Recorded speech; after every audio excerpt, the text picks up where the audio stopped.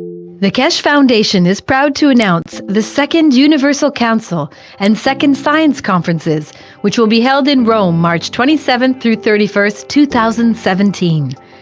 If you're interested in attending both or either conference, please go to www.keshefoundation.org and click on New Web Shop at the top of the homepage. You can attend the conferences as an audience member or participate as a science conference presenter. Presenters will be allocated 1 hour to present products and innovations in Keshe plasma technology in any of the following categories: space technology, health, materials, energy, agriculture, transportation, the environment, GANs and nanotech, and any other area that applies. Foundation distributors and manufacturers will be attending the conference, affording you the opportunity to build relationships to promote and market your products. The full package price for both conferences is €1,650 per person, which includes daily attendance to the conferences, 6-night stay in Rome, as well as breakfast, tea, and lunch on the days of the event. Accommodations for this package is based on double occupancy. Check-in on the 26th of March, check-out on the 1st of April. The full package price for 2 persons for both conferences is €3,300, which includes daily attendance for 2 persons, 6-night stay in Rome, as well as breakfast, tea, and lunch on the days of the conferences. Accommodations for this package include a twin room with a king-size bed. Check-in on the 26th of March, check-out on the 1st of April. You can stay additional nights if you wish at a cost of €175 per night per person. A single ticket for those who wish to only attend the Universal Council Conference, which takes place on the 27th and 28th, is €750, which includes the price of admission plus 2-night stay in Rome in a 2 single-bed room, as well as breakfast, tea, and lunch on the days of the event. Accommodations is based on double occupancy. Check-in on the 26th of March, check-out on the 29th. A 2-person ticket for those who wish to only attend the Universal Council Conference is €1,500, which includes the price of admission plus 2-night stay in Rome in a hotel room with a king-size bed, as well as breakfast, tea, and lunch on the days of the event. Accommodations is based on double occupancy. Check-in on the 26th of March, check-out on the 29th. A single ticket for those who wish to only attend the Universal Science Conference, which takes place on March 29th through March 31st, is €1,150, which includes the price of admission plus 4-night stay in Rome in a 2 single-bed room, as well as breakfast, tea, and lunch on the days of the event. Accommodations is based on double occupancy. Check-in on the 28th of March, check-out on the 1st of April. A 2-person ticket for those who wish to only attend the Universal Science Conference is €2,300, which includes the price of admission plus 4-night stay in Rome in a hotel room with a king-size bed, as well as breakfast, tea, and lunch on the days of the event. Accommodations are based on double occupancy. Check-in on the 28th of March, check-out on the 1st of April. If you would like to attend and prefer to make your own arrangements for accommodations, the price of admission to either conference is €200 per day. We look forward to meeting you at the Second Universal Science and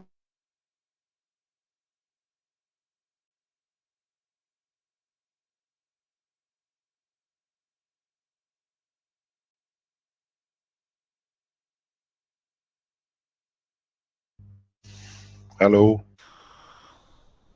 Council conferences in Rome. Something happened on Rick's side, probably. Rick, are you okay there?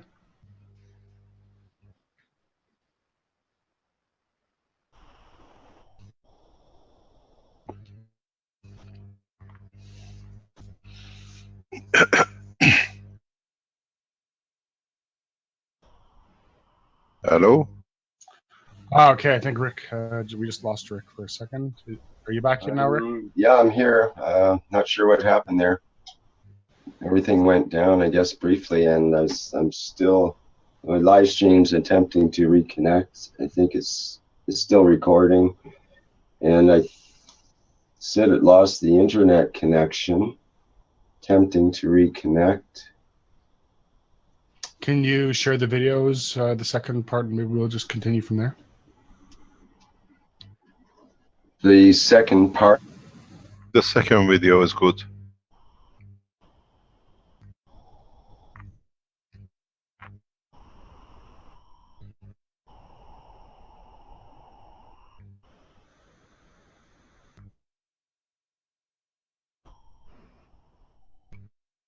Hello? We can hear you, Mr. Keshe. Probably Rick is trying to sort out the things.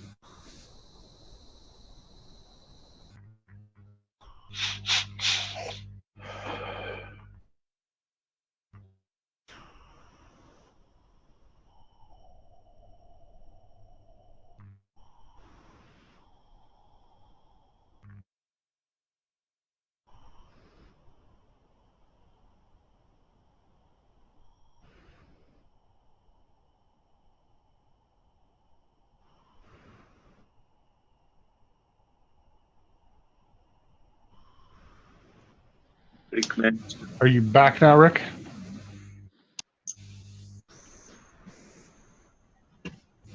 Rick, are you Hello? there? I think he lost his internet. He did drop out, but now he's back. But probably not everything is okay yet.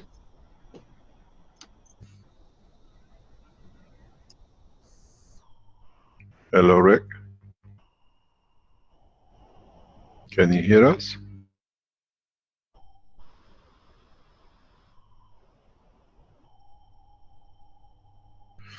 Rick, you have microphone opened, but no voice is coming through.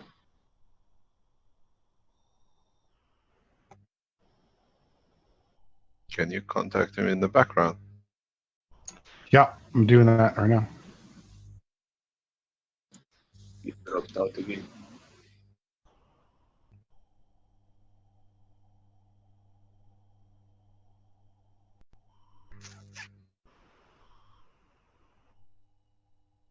Hello? We're still here, Mr. Keshe. Let's wait that Wings contacts. It's on the YouTube, his setting, isn't it? No, but I don't see Rick on the list of participants in Zoom. So Yeah, I think Rick lost his internet for a sec. Just trying to contact.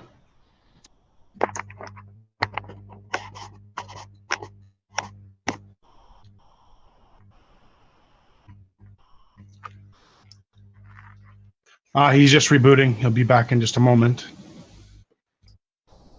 Okay. Hi.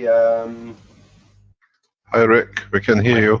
Yeah, I had an internet glitch there. I'm not sure what's happening. It's sometimes the cable company likes to change their software at midnight for some reason. So maybe that's what's happened. Do you have any trouble, Vince, or are you okay at your end? No, I'm good here. Jeez. Okay, let's well, go ahead. Seems to be stable now. I'm going to restart the live stream and see what happens here. Okay, and maybe we'll just go right into it without any more videos. How about that? Okay, sure. Okay.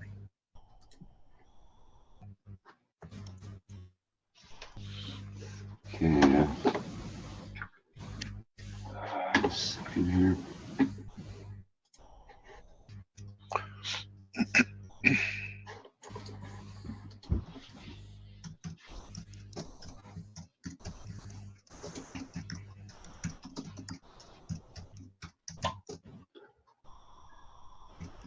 Are you ready?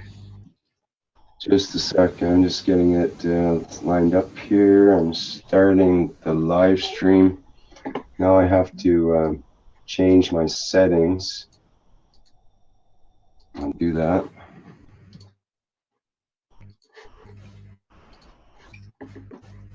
Okay, looks like that worked. Testing. Audio okay, Rick? Yes. Let me do the intro as a picture. Get that set up. Okay, it's all up. And I'll make the announcement. Welcome everyone to the 154th Knowledge Seekers Workshop of the Keshe Foundation Spaceship Institute. And once again, we're gathered here. It's Thursday, January 12th, 2017. And we have Mr. Keshe ready to go with today's teaching. We had a bit of a glitch at the beginning with the transmission with our movies, so we're not going to have the movies on this version. And we'll carry right into the main body of the workshop. So go ahead, Mr. Keshe, if you're ready there. Yes. Good morning, good day to you as usual, wherever and whenever you listen to the teaching.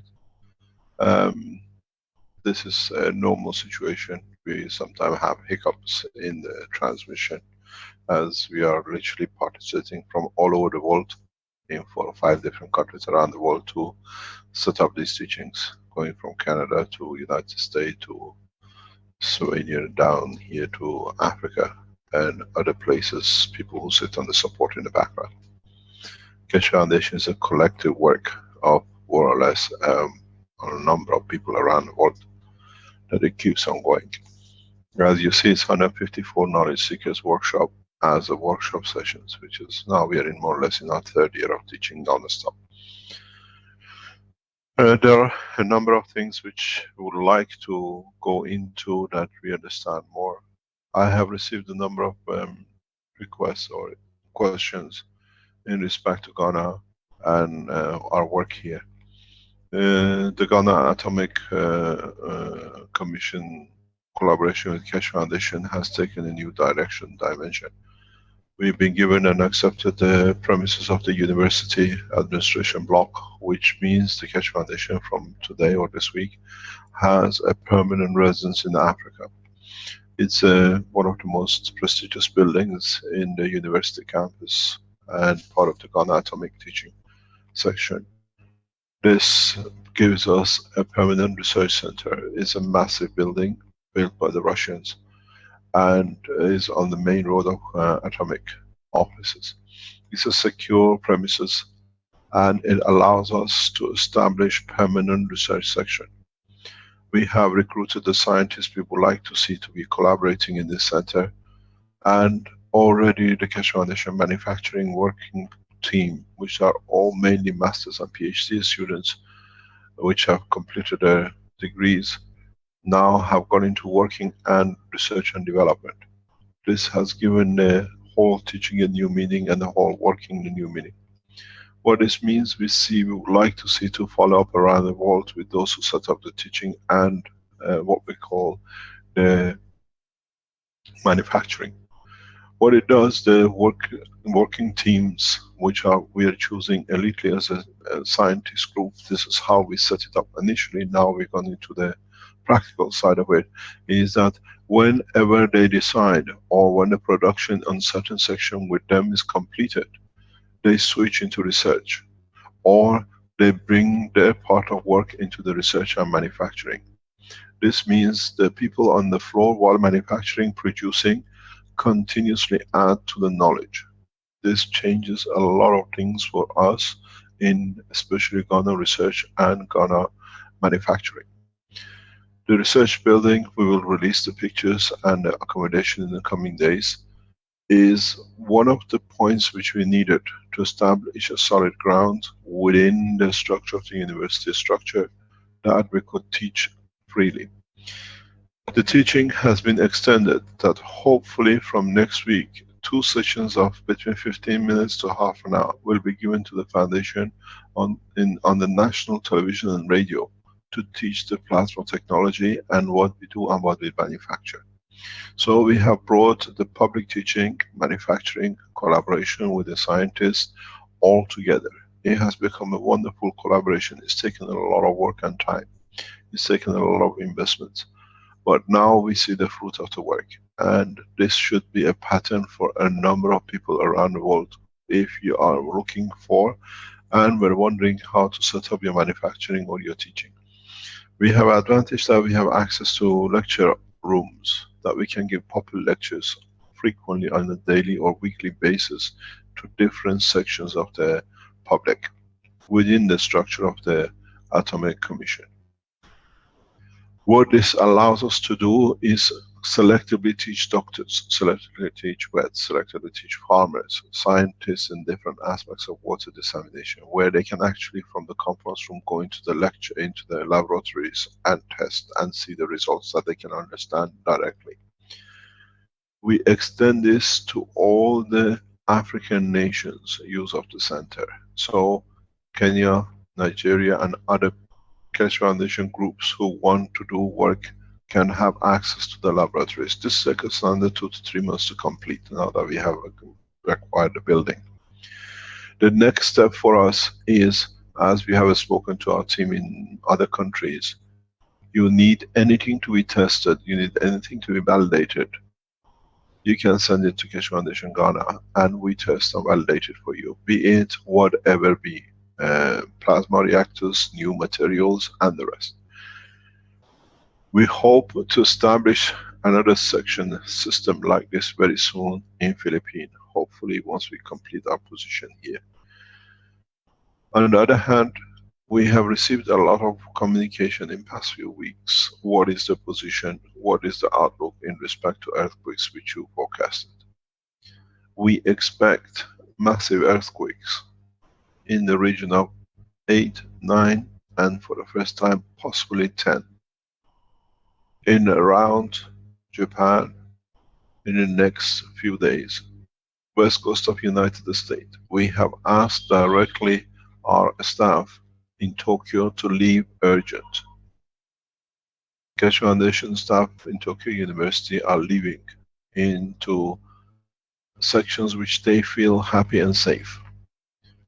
If the coincidental earthquake, which has already set up, will manifest itself by coming to a solid face land in Japan, we see situation very much not far from what we saw with Fukushima. This is alert. We cannot confirm the position and the place, but we see anything between 6.5, 7.5 to 9 on the coast of Japan. And we take it so seriously from what we understand that we have asked our staff to leave position, which is very unusual. We have made a warning again to the people in the west coast of United States, California. If we see earthquakes in the region of 7 to 9, possibly 10 on the west coast in next coming time. The reason for this is the sequence of the earthquakes we have seen.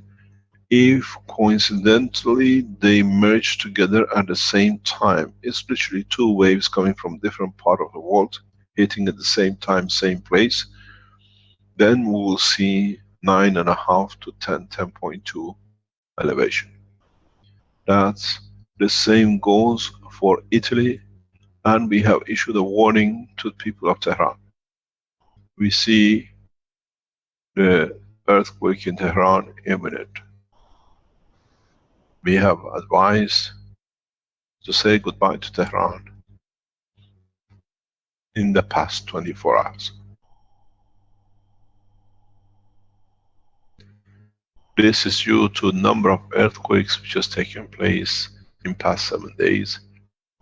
And you have to understand that we see large earthquake situations this time of the year, every year, year in, year out. But this time there are two earthquakes. One which happened last year with Chile, we said that's the loosening of the pin. Now the continents have loosened in a very deep way. We've seen an earthquake at a deeper than 150 with magnitude around 7.3 in past 48 hours in Philippines. This itself has a consequential, sequential interaction, and if the earthquakes this deep reaches to 10 kilometers and then come up, we will see earthquake in Northern Africa and in around France, Spain. We will see volcanic eruptions in Italy. We will see earthquakes in Greece. And strange enough, on the 3rd of January, for the first time for a long time, we have seen a 3.2 earthquake around United Kingdom. This has put pressure movement. So it depends if the waves arrive together in one point, that they amplify their forces, or if they arrive sequentially one after another. We see this for sure in the west coast of United States in next 7 to 10 days. It's possible. If we pass around 21st of February without major earthquake, the next phase will go into latter part of this year. But what we see, we hope we are wrong. We have informed the Italian Keshe Foundation, start protecting yourself in next 72 hours. 72 hours, in next 7 days. Everything will move in next 14 to 21 days. And we hope we all come out of it safe.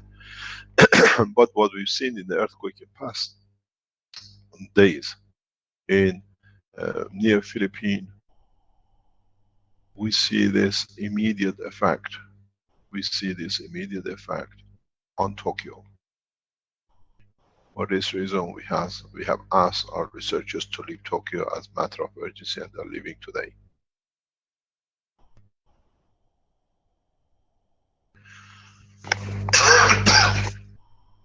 We see the same in the west coast of United States. We cannot pinpoint exact position and the magnitude, and it all depends if the earthquake of the Philippines arrives in 3 directions together, and then how much forces is being delivered into the west coast of European continent. The pressure, the pendulum will be absorbed fully by Italy. We expect large earthquakes around Rome and north of Rome and around Napoli. This is our forecast. We said we're expecting it, and now we've seen it. But a lot of things depends if these sequential movement do not release other layers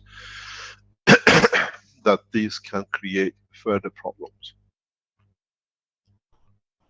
If you are a Keshe Foundation listeners in Japan, please take protection. We advise you strongly in Tokyo and around the coast of Japan. We issue alert for west coast of United States, around California, and we expect a huge earthquake in southern, what we call United States continent or the American continent. This can lead to massive, massive earthquakes. We still see, if the earthquake hits before 20th of January, President Obama will stay in power. The new administration will not have the power to take over due to devastation. We hope we are wrong.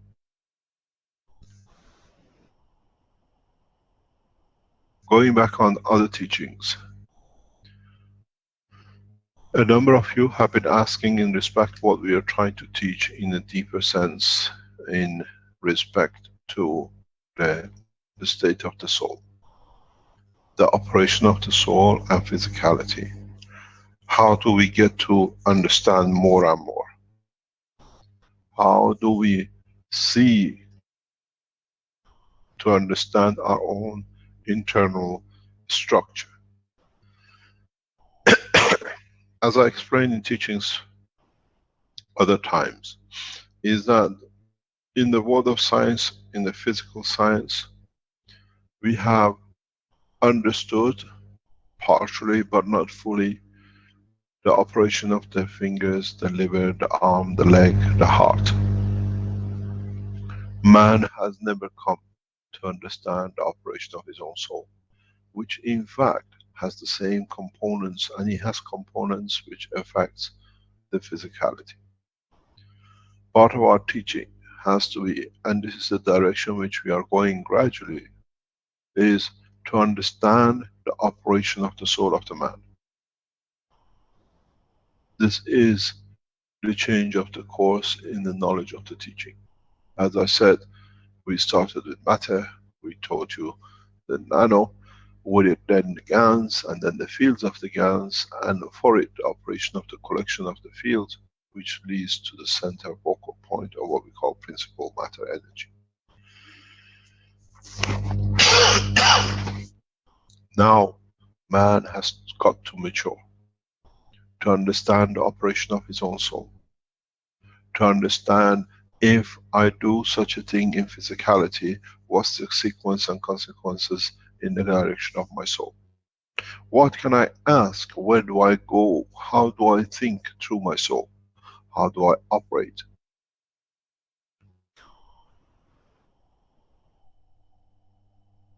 Is the soul of the man the creator of the man? And how much we have been in obscurity in understanding the operation of our own soul. Because if we understand the operation of the soul, does the state of physicality matter?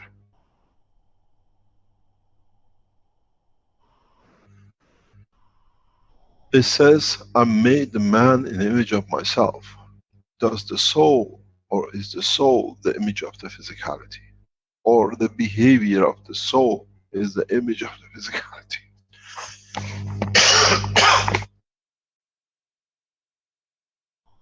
Man needs to mature.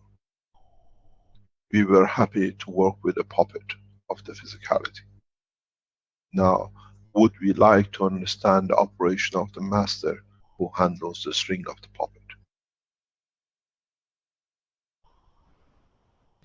The understanding of our soul, the operation of our soul, the behavior of our soul becomes then the manifestation of behavior of our physicality. Then the man becomes a perfect man, if he understands the totality of the operation.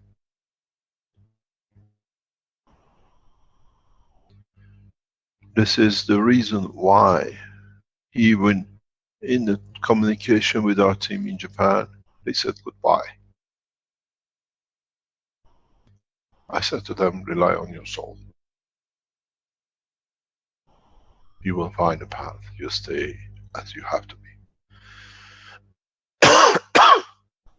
We need to understand the operation, the existence, something which was a mystery to us, we call the soul. Now we have to understand the operation. It's the friend which has been with us and has been the creator of us.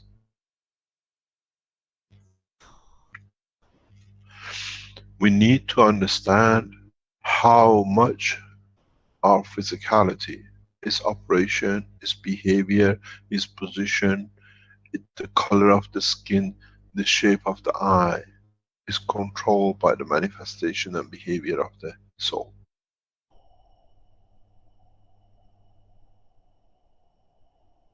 Our soul is, in a small operation, responsible and in a way controls the physicality, as it has other dimensions of interaction.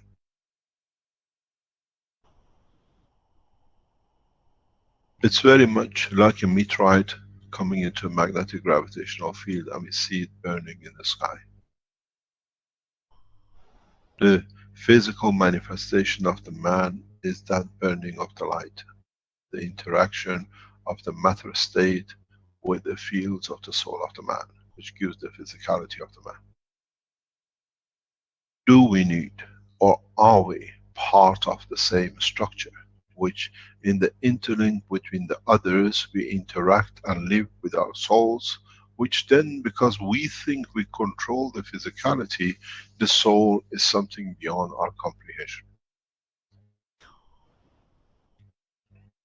The faster and the sooner I can teach man to understand the operation of his soul and how his soul has control over the physicality, then the man can take into space. Then it's your decision in what form you want to take into space, as I said before, in a spaceship or through the strength of your soul. The soul of the man will take man to every dimension on this universe and beyond. The physicality of the spaceship has a limitation of the dimension and position. Those who mature will travel the depth of the universe. Those who have the fear of maturity will take into ships, out of the uncertainty of understanding the operation of their own soul. So, in a coming time, we'll divide in 2 or 3 different sections. Those who understand fully the operation of the soul, which is the freedom of their existence across the universe. Those who will take into the ships, which collectively they trust others will protect their physicality, that they can take their soul across. And those who stay on earth, where physicality is the ultimate goal of confirmation of existence. So let us understand our soul. Let us understand how we can communicate, how we can interact, how we can shorten the transition point between the soul and physicality. This is all you can learn. It's very much you are behind a mountain or a hill and you hear somebody shouting. You don't know who it is till you go over the top and see the other side and find the maker of the noise. The closer you get, the closer, shorter the transition time, the transition position. So now the body of the man is the same, it's on one side of the hill, hears all the time the noise of the soul, but has never seen it. It's time to climb the mountain, it's time to climb the hill and look down and see the creator of the man, which is the soul of the man. How we want to achieve this, it limits the extension and understanding and the fear of the man of the truth about himself.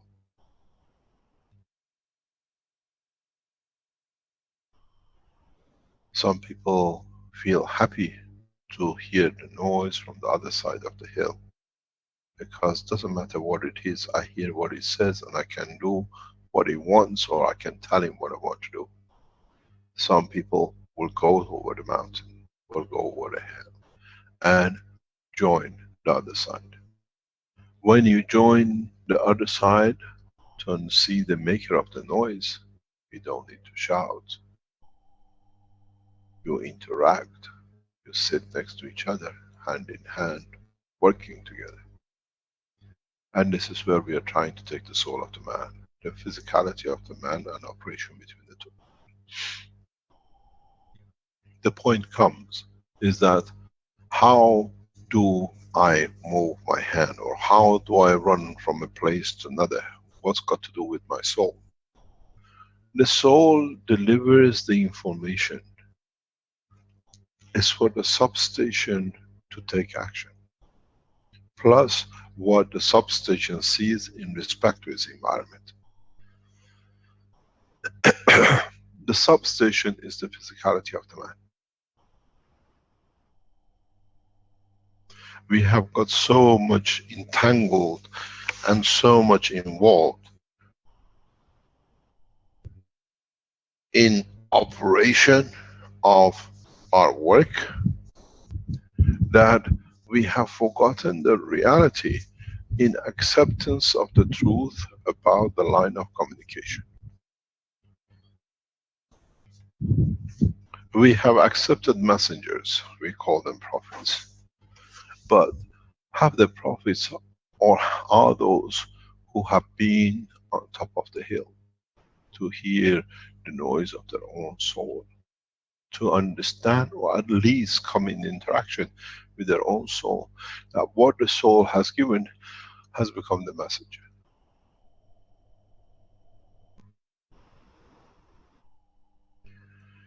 The problem is to understand that every man is a messenger. Depends on what message he wants to hear. Those who decide to work with the structure of the physicality confirm the existence of non-existence of the soul. It's there because we are more tied up with physicality, we want to be where we are.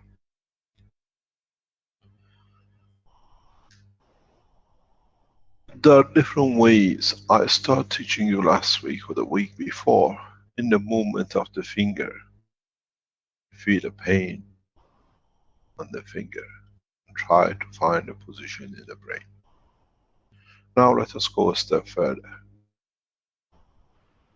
You touch the finger, or you decided that I'm going to have a pain on the tip of my index finger, And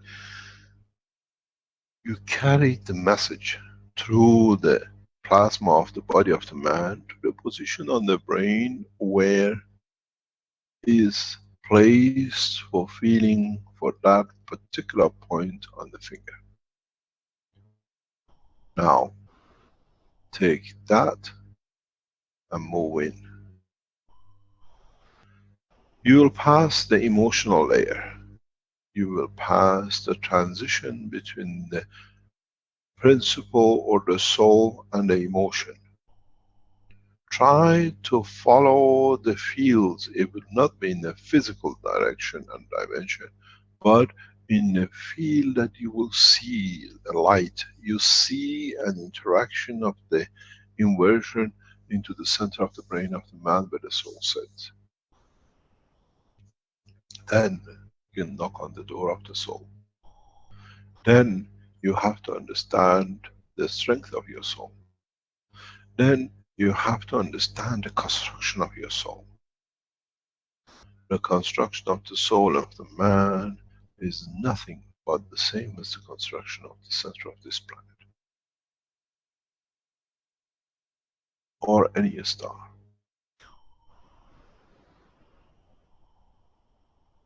He has layers, he has lumps, he has bumps where the fields are interacting more. He has positions which are deliberately positioned by fields to absorb more fields that in the conversion can be interacting with the physical part of the body of the man, that then it can show its response. You find where the souls fall in love, you'll find the heart of the soul, the center of his operation. You'll find attachment and detachment with the soul and the physicality, and to what level and what energy each one relates to each other, that it disconnects or connects. There is no difference between the operation of the soul of the man and the physicality of the man in operation, but man only sees 1/3 of the operation. The other 2/3, which is the operation of the brain, which is connection to the soul, has been ignored.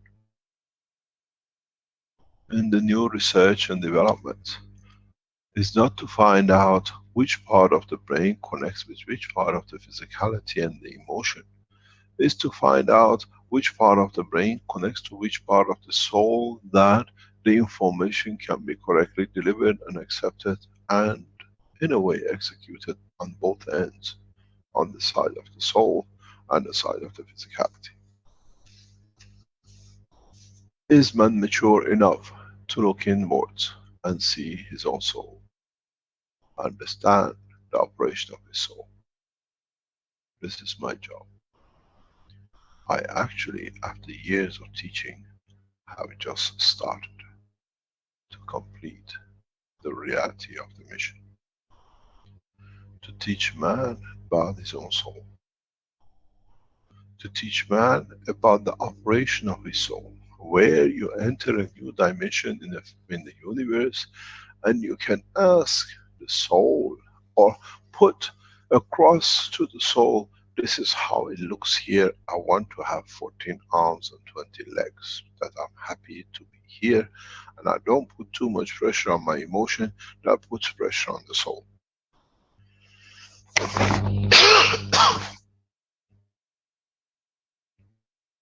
Now we understand the new teaching. Now we understand, more or less after 3 years, why we are here.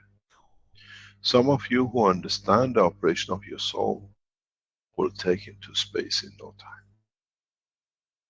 Some of you who see this as not being understood will ridicule, but that's okay, because as we said, you take according to your own understanding. Some of you who understand the position, but prefer to stay in the dimension of physicality of the earth, this is where you have chosen, because grass is not greener on the other side of the fence. Would life be easier in planet Zeus?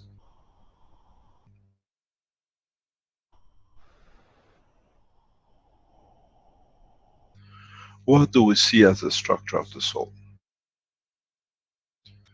Many of you have seen it, but due to the lack of understanding and too much busyness in matter, state of material world, have ignored it because it wasn't there, you couldn't see what it does.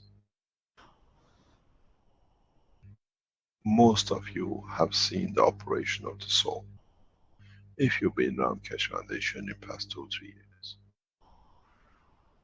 Many of you have seen the strength of your soul, the operation of the soul, but preferred not to do anything about it because it was not something that you could understand what it is. There is no difference between the operation of the cores, where you see the vacuum in the middle, the transition, which is the liquid, and the matter state, which is the gas on the boundary. The same we see with the structure of the planet. The soul, the liquid magma, and then the physical manifestation. The soul of the planet transfers its energy and emotion through its magma, and we see the earthquakes and the eruptions and the movement on the surface.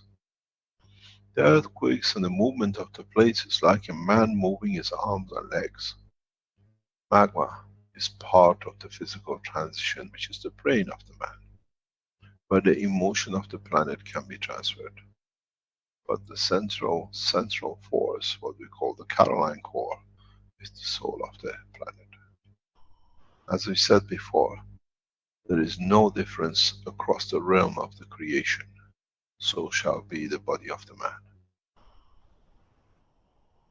The soul, the center of the brain, the transition to the matter physicality, which is to do with the brain, and partially in dimension of physicality, half or third of the brain has converted itself to the shape of the motion of the physical part, which is the body of the man. So, what is the difference? If you understand the operation of a core, if you understood the operation of the earth, then you understand the operation of the soul of the man and physicality of the man. Is the choice of time and the language which has brought the problem. This is the same as Coulomb's barrier and the atmosphere, eddy current or backflow, eddy current or gravitational field.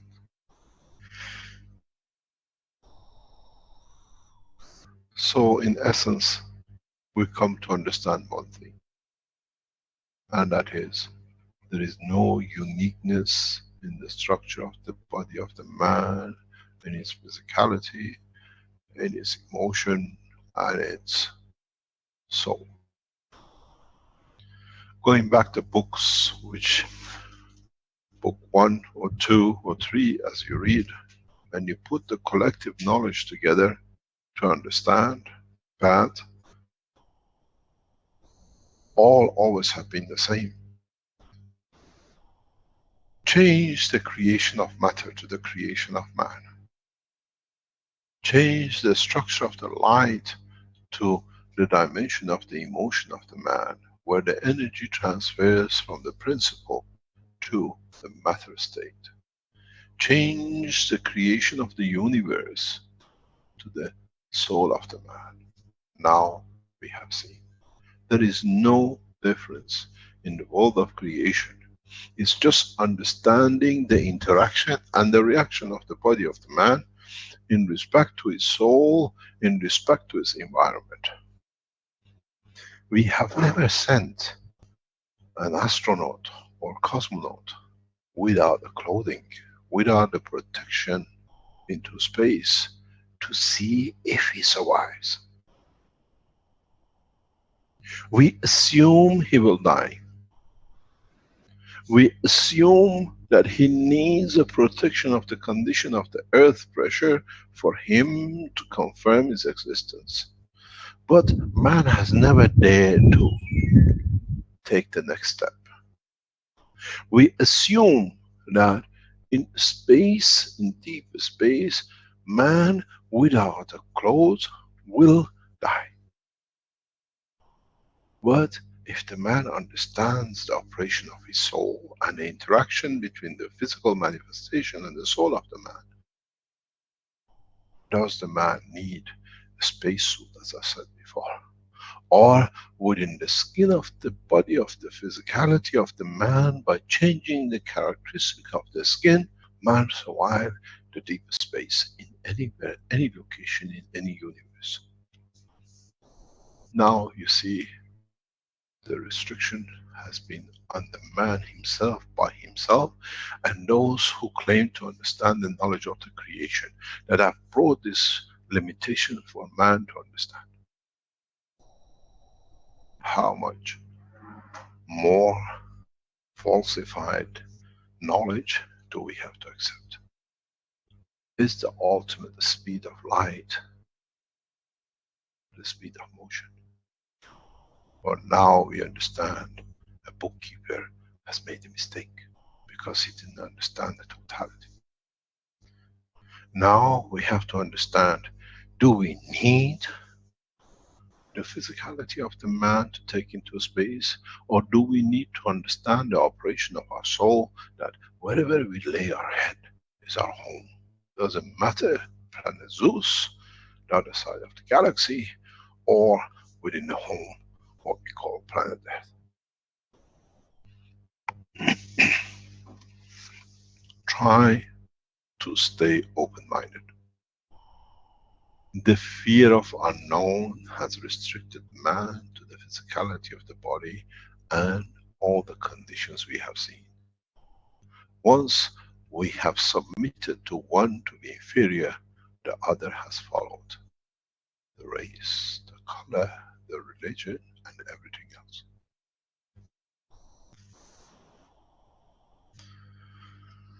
Try to connect your physicality with your emotion, where you understand the emotion, but you don't control the emotion. Then try to understand the operation of emotion in where does it go on its gravitational side, which goes back to the soul of the man. Where its magnetical side in part is the physical manifestation of the man. It's emotion. It's change of strength. Why do you change mood? Why do you go from being happy suddenly to sad? Why do you go from rejoice to cry?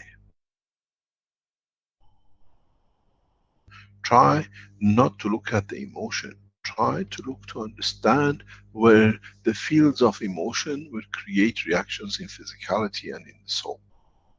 Then you'll find a path to your soul. And once you find a path to the soul, then you have to understand the full operation and control of the soul of the.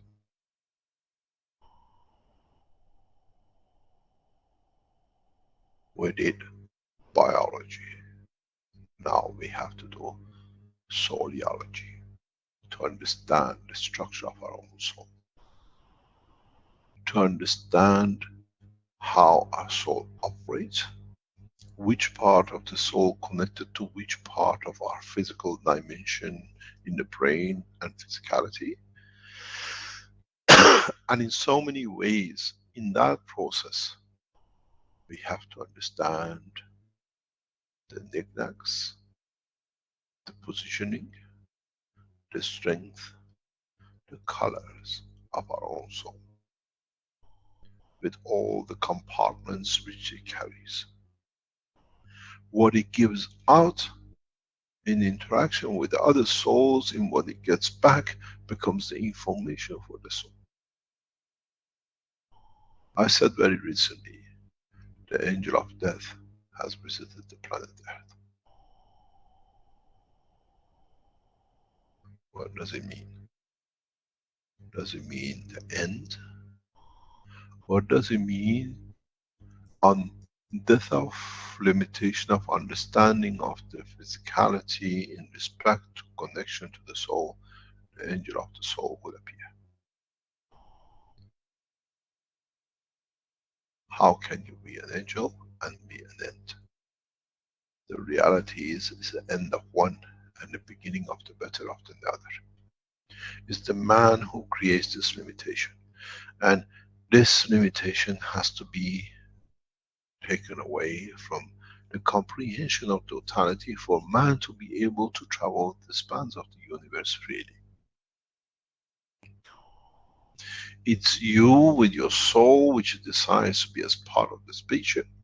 It's you in the strength of your soul that you decide to manifest yourself in planet Zeus. And it's you in yourself that you decide the soul needs the energy to create the emotion of happiness within the physicality that you can dance. To show the emotion of the transfer, the laughter, into the direction of the emotion of the soul. And then you have to find where in that soul dictates the position. Everything which has man done is recorded within the structure of the soul of the man.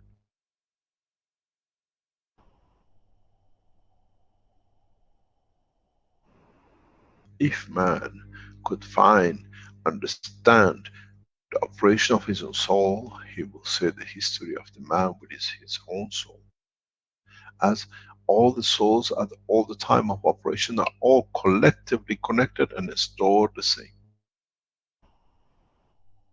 So, go back to my teaching of years back. Would you like to see the crucifixion? Would you like to see the martyr of Bob? Would you like to see the manifestation of the beginning of the Islam? Would you like to see Buddha? It's all registered within your soul. I said many times, I bring man, the history of man, for man to be ashamed of. You were waiting for a show. Now you understand the show is within your soul.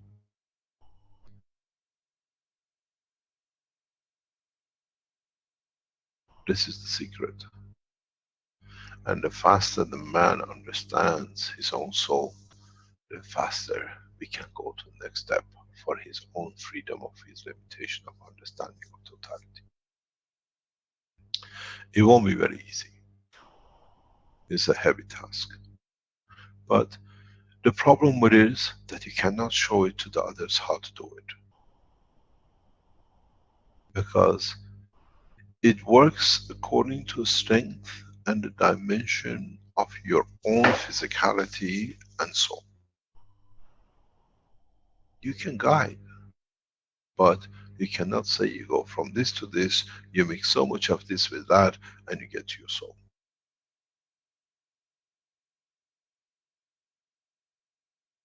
As I've said many times, you want to find a path to your soul, read the hidden books. The hidden word of Baha'u'llah is a guide to finding the path to the soul. But do not look at the riddles, because he was the best riddle writer. Look at the essence of the knowledge. You'll find the path. Muhammad, bless his name, has done the same in the world.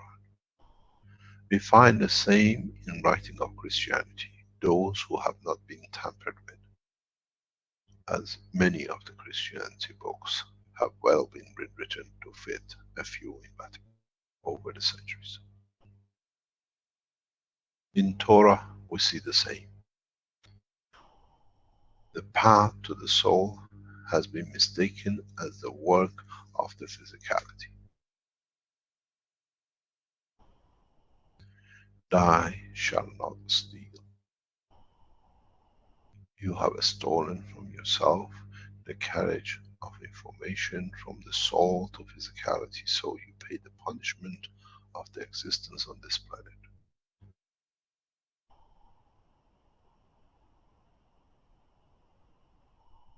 In taking from the source, you have diverted the direction of the physicality. Try to understand a deeper essence, then you understand the totality. Is life just eating, meeting, sleeping, and other thing? Or is it a path to change the direction and strength of the soul, that the soul takes new position? This goes back to the teaching we've done many times. Why do we pray for the soul, for the people who pass, or for our children, or with the blessed soul that is doing this?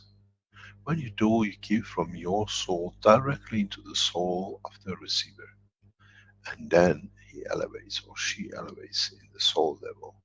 And then in elevating, according to the law of the plasma, in trying to elevate others to the same strength as we use in medical application, it elevates the soul of the totality. This is where the prayer goes. We bank with our own soul and nowhere else. But the banking has been hidden behind the buildings of the churches and the mosques and temples. Because man has not seen the creator of the voice on the other side, the intermediaries can say whatever like and play any Chinese whisper. This is why I say there are no churches and temples in the universe, because the man who takes into your space of the universe has already understood. Does not need no church and no temples.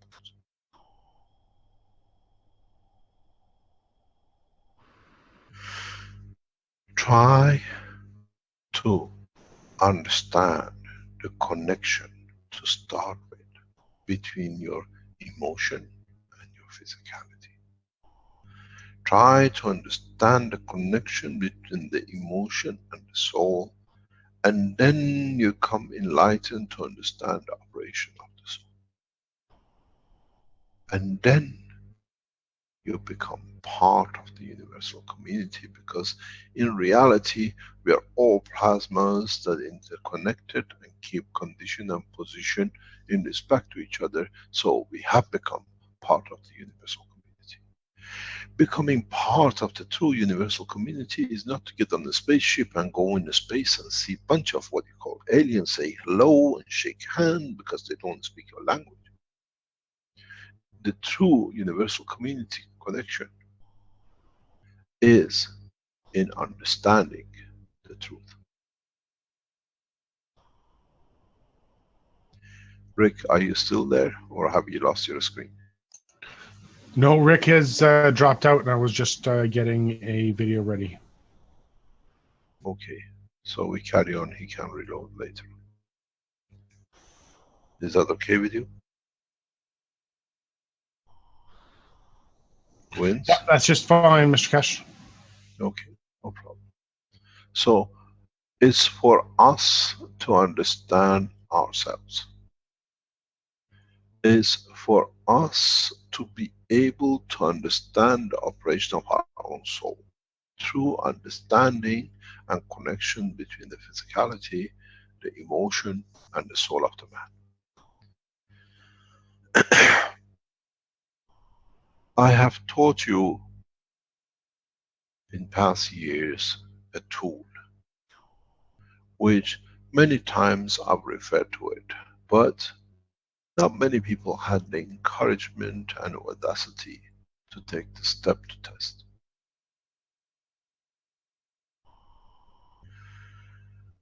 Many of you, hi Rick, you're back.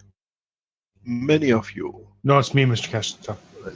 okay, many of you build these transparent balls, cores, and many of you rotated it, and you saw the emptiness in the middle.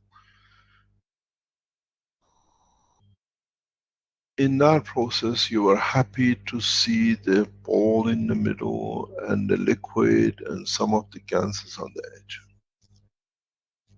Now, try to play two games. Make the ganses as many layers as you can.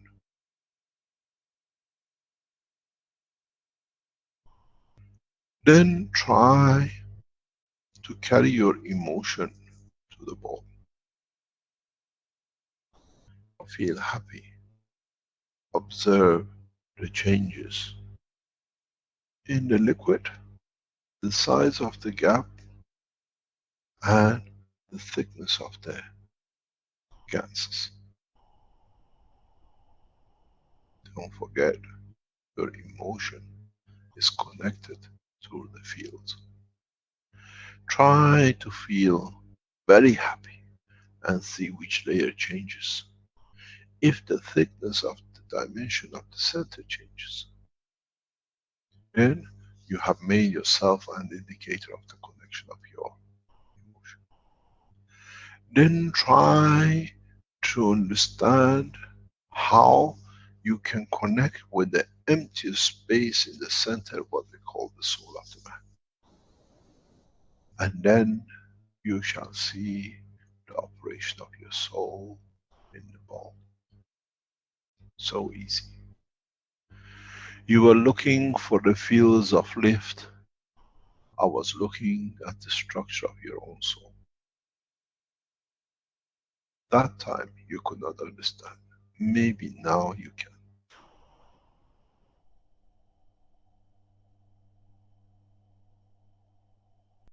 Then try to transfer your physical pain and emotion through the GANS layers, through the transition, and see what happens to the empty space in between. If you observe closely, you can even see the sparks and lights in different parts of the empty space. Then you understand, this is the position of my happiness within my soul.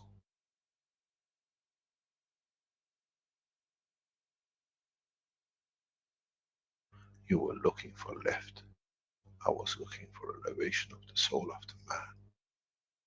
You were looking to see how physically you can move it, but so many times I said, your soul controls the system. You look at it, you give it with sincerity, which means you touch the soul, you will fly.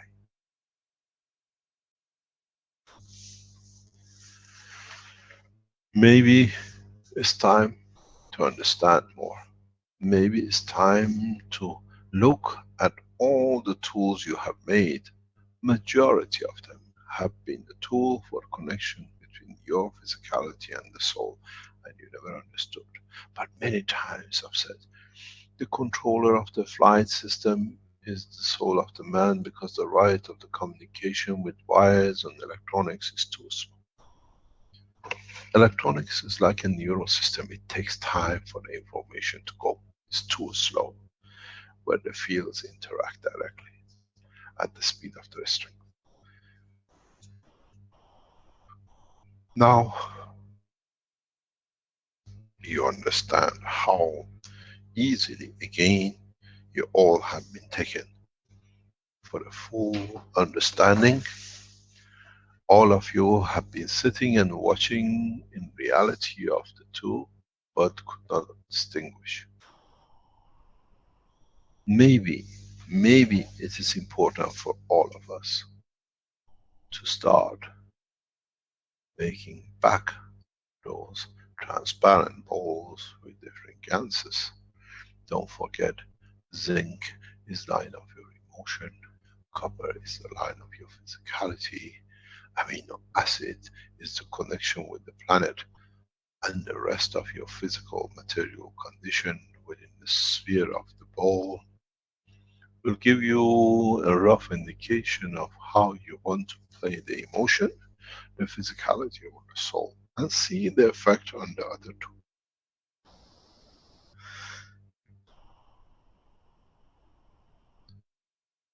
You already had the tools of measure of the soul, but you never stood still to see when you saw, when the ball was moving, when the liquid is there, How does your emotion changes the size or position of materials in interaction with each other? I have made this very clear, but I've referred to it a few times too. Go back on the books where we show the separation of the gans in one of the tubes. You have a clear line, but you have intermingling line. Ganses stay separate according to the restriction.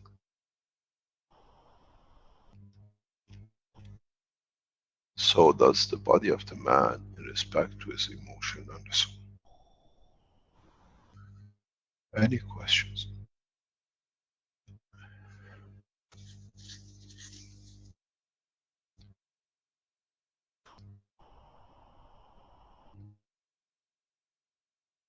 Hello? Yeah, we're here, Mr. Keshe. I'm still trying to get Rick in. I haven't been able to search the chat for any questions yet. Ah, okay. There's nobody you can allow on the line if they have any question except Dr. Azar. There is no questions in the chat at the moment. Probably everybody is sitting down and just listening. Okay. Does anybody have any questions they want to put live? Or have I snookered all of you?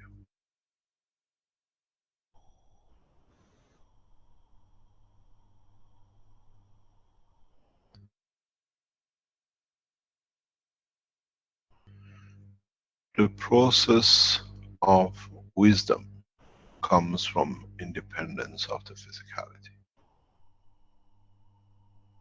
If you want to enter the world, or what we call the universal community,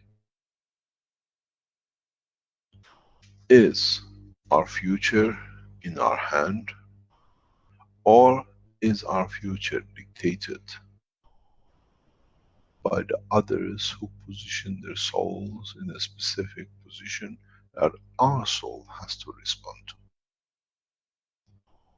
You see in the magnets how when one stronger or moves, the others have to accommodate. How much our soul accommodates the others, and how much our soul enforces its strength on the others for them to accommodate themselves in respect to us.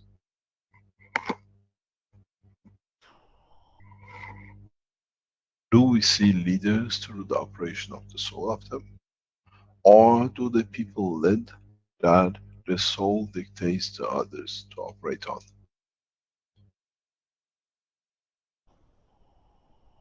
Many times we've said, is the soul of the man the controller of the man? Or does the physicality dictates the operation of the soul that in return accepts the motion and physical movement?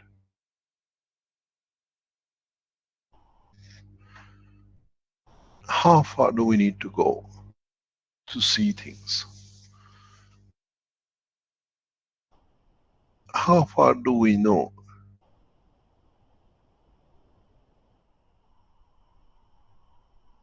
we can change things?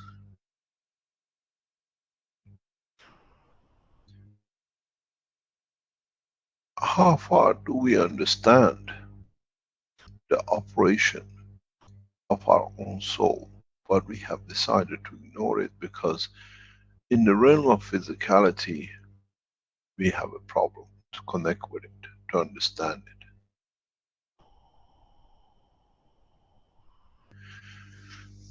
Thus the soul of the man rotates at that speed which forces the operation of the brain to be kept at a given condition and position. Can we change the part of the emotion and place it in another place in the brain, in the cavity of the skull, and then would it move all the things which is connected to the physicality in that part? Let's say if you lose half of your brain through cancer, tumor, or whatever.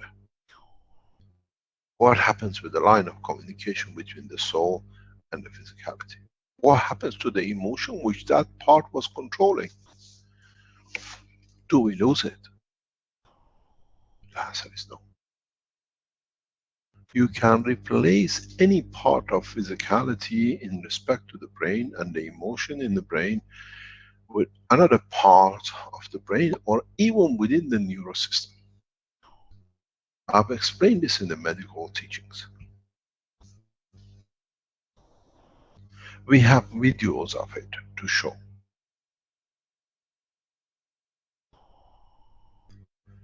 We have videos of people who have more or less all the brain except the soul part has been taken due to tumors, but the head is flat, been paralyzed for 5 years in bed. In understanding that you can reposition everything, then you can get them walking.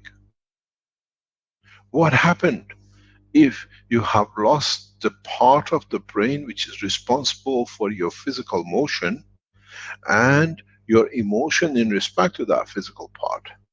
How come you move? How can you move? Because the understanding of the knowledge of transferring the energy of the plasma of the soul in another part is the same tool, what we call the brain. The information is carried to the same. I can show videos of this. At that time, I could not explain, because if I would have explained, people would have gone totally crazy. How is this possible? It's very simple. If you listen to the present fallacies of the knowledge of the brain surgeons, if you take the part which is responsible for the movement of the arm, or you have a stroke which you damage the cells of it, and you take the emotional part which is from the soul to the physical part, it should be paralysis. How can you get a man moving with no brain?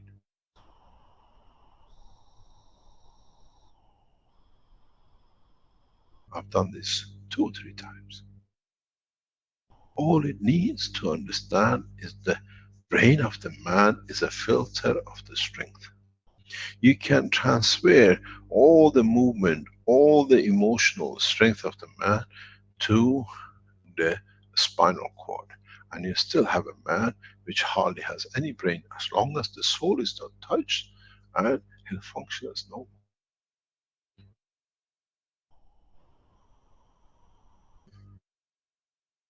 So you understand it's very easy. And the understanding is that as long as you have managed to confine the soul, it is the field of its strength within the matter structure of the environmental condition, then you can create a physicality. There is something which is need to be clarified.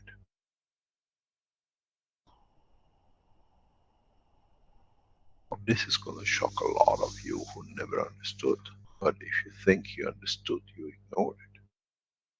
Because it was too much to even go crossing that line of understanding. Denial gives the safety of the jump with a net.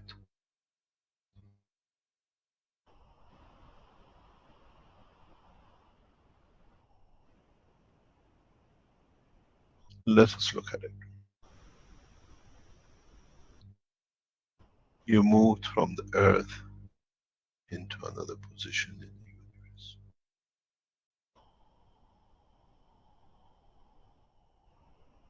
Where now you know you do not need the clothes of the astronaut or cosmonaut. Where the physicality of the manifestation dependent on the comfort of the operation of the soul in respect to the environment. Now, Hold on to your chairs, because this is going to spook you off.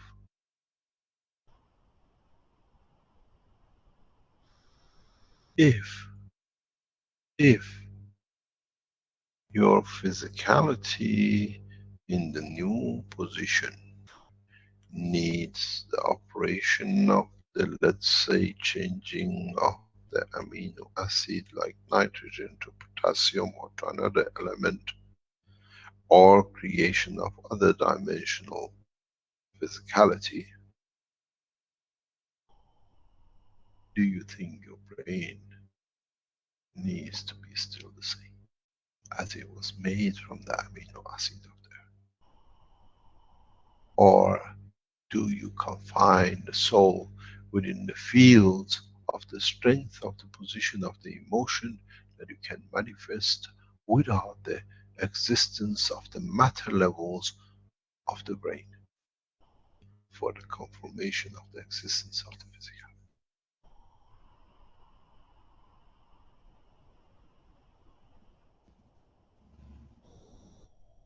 Beyond your understanding? Or can you understand? You always assume that when you carry your soul, the brain is still there, and in planet Zeus, you can operate with 20 legs and 14 fingers and arms.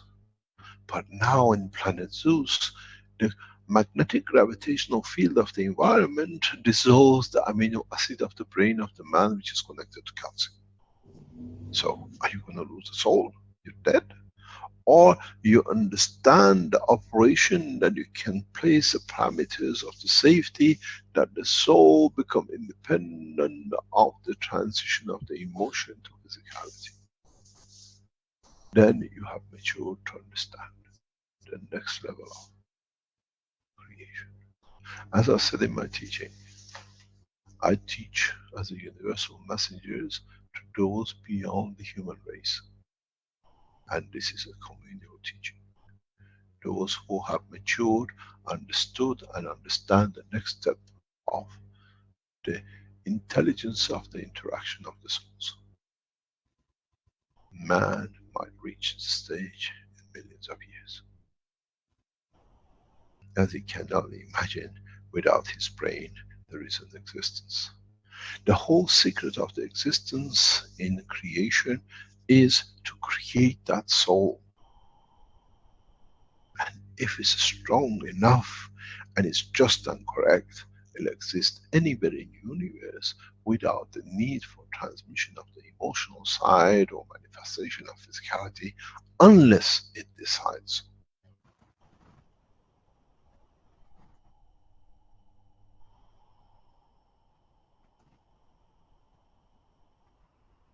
Blessed are those who understand.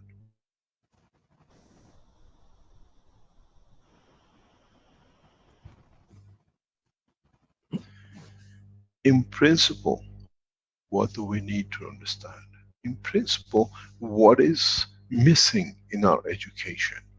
In principle, have we been educated the wrong way because it's too much materialistic? The horse, the donkey, the car, jet plane, rocket.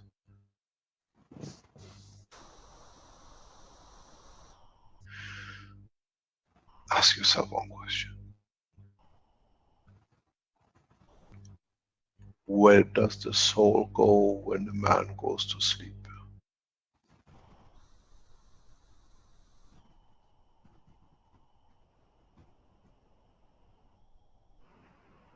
It's the physicality which shuts down with the sleep, not the soul. The soul is fully operating 24 hours a day, 365 days a year, and that's it. Ask yourself, why do we die?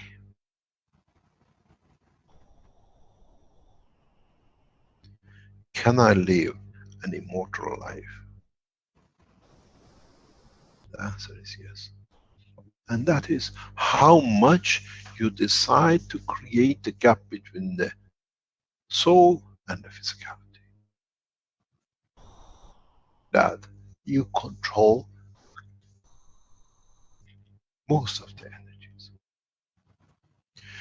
When man goes into deep space, you will learn something, and that is The size of the soul and the emotional part of the creatures shows the level of their intelligence, understanding of the operation of the universe.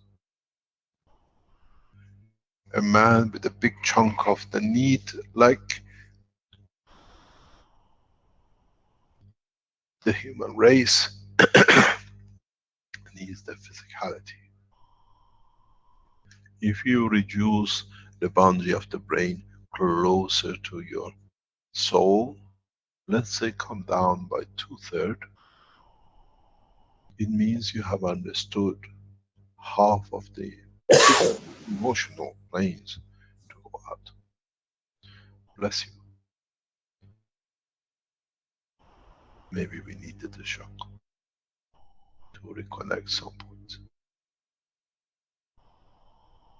Are we there? Yeah, we can hear you, Mr. Keshe. So the point comes, have we wasted your time for 3 years in building generators and the lift systems and the cores and the coils? Or have we chosen the path of gradually introducing you to the reality?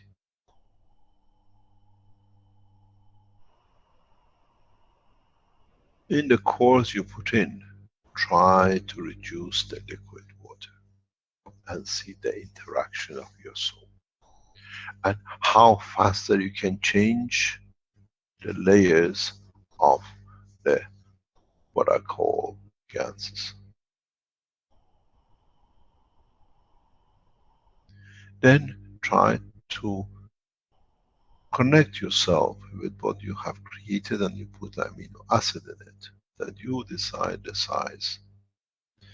And then try to insert that you want to see a new manifestation through your soul in the core. And then you shall see a light. A lot of you have been pushing to put different ganses and put different speed of rotation. And I always said, it's the potential difference and the current flow difference that it creates the manifestation. What you will see as a glow is the interaction of the fields of your emotion which is given to the core, and in response back to you, you become the earth with the sun from the man. You don't see the sun because you are stronger in the soul than the system you made, but you see the line of interaction and the atmosphere. I was explaining this to one of our teams in the past few days, and I gathered that they don't see it. What we need the motor to spin the inside, we need the motor to spin the outside, and how a speed and what a speed. I said, you don't need a motor. How many times?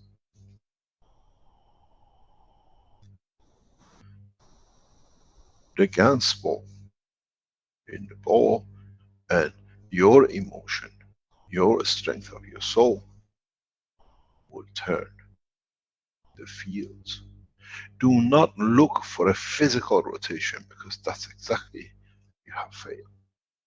Look what the interaction of the fields create, and then you will succeed. As long as you look for emotional or rotational part to be able to understand, you shall fail.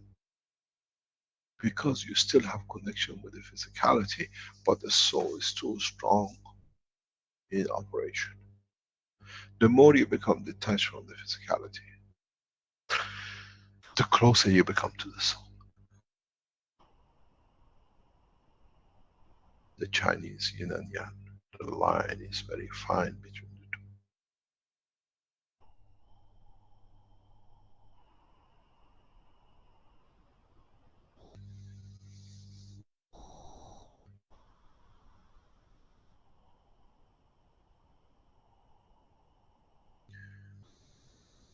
Any other questions? There are a lot of questions in the chat.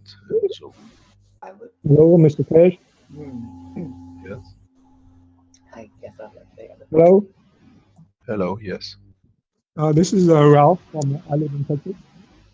From? Texas. Yeah. Mr. Keshe, thank you for bringing us to this point. We cannot hear you clearly. Thank you for bringing us to this point in the teachings. You're welcome. I have a couple of questions. In the teachings of the various religions throughout history and in philosophical teachings, there is these two words, know thyself. And in the Baha'i writings, the writings of Baha'u'llah, I'm a Baha'i, it talks about same thing, know thyself. It says knowledge of self is knowledge of God. In other words, knowledge of self is equated to knowledge of God. And I was wondering if you can go into some more detail about that, what it means. First of all, Allahu Akbar. Allahu Akbar.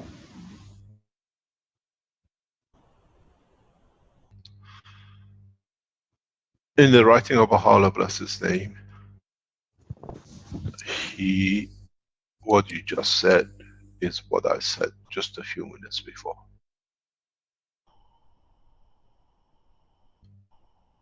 Your soul is your creator, but the man is not mature enough to see his own soul. Because then it shows his lack of understanding of his own creation.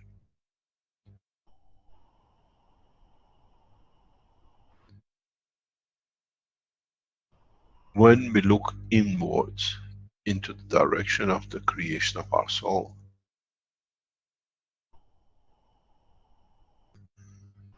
we understand that the operation of the soul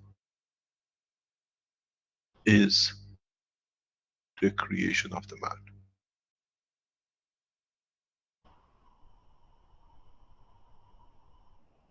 We need to understand our own physical creation that is connected and is literally the byproduct, the interaction of our soul, that then we can understand our own soul.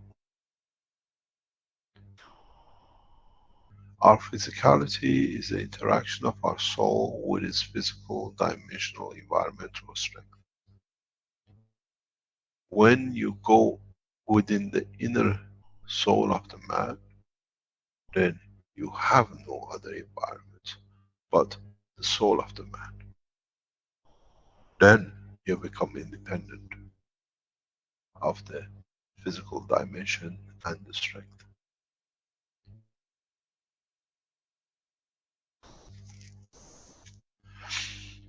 The process is, would you like to be, as Arabs say, an ostrich, a camel bird? Would you like to be the camel, or would you like to be the bird? Or would you like to understand the essence of the two has made the ostrich? One being the soul of the man, and one being the physicality of the man. You have to look inwards into the operation of the soul, then you can translate the physicality to any dimension. And this is where most of the misunderstanding happens. We try to change the soul with our behavior of the physicality, but in fact we have to understand the operation of our soul to change our physicality. Then it's been answered by the writing of Baha'u'llah, bless his name. Buddha understood it, bless his name, as well. In so many of writing, in so many of his words, we see this. But those who went to the next level of understanding comprehended part of the message. Those who got stuck with physicality, I still go to the temples. The temple of the man is the soul of the man. You don't need to go to it, it's part of you. We see in some of the teachings of the prophets in Southern America, they understood the operation, and in their guidance they try to transmit to their followers, people who could follow the message.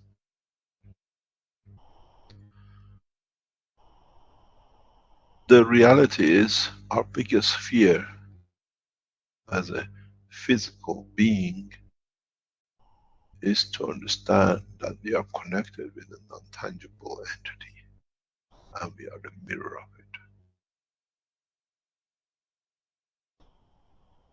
Is the physical strength of the central core of the planet, which gives Earth the physical manifestation of outside of the mountains and the seas. There are no mountains and the seas inside the core, in the Caroline core.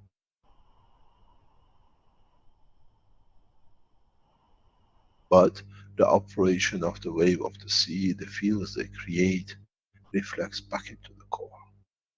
And with it, the energy which is absorbed from the environment of the plasma of this solar system, transmitted to the center, allows the center to manifest itself, to position itself in a way that is safe in where it is.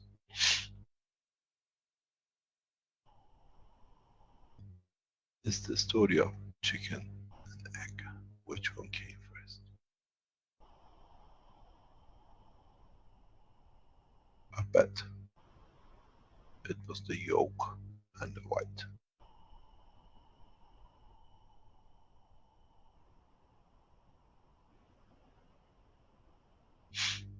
Any other question? Yes, one more question. Yes. In the biblical, there is this, it says, in the beginning was the Word, and the Word was with God. In any studies today, there's this belief that they try to associate the Word with sound, and they say that they make sound. Many science studies today show that sound can have certain effects on the on matter and so on. Anyway, but what does this actually mean? In the beginning was the Word, and the Word was with God. What you mean? This is from the Bible. Because in the beginning was the Word, and the Word was with God. Can you go into more detail about that? I don't understand your question.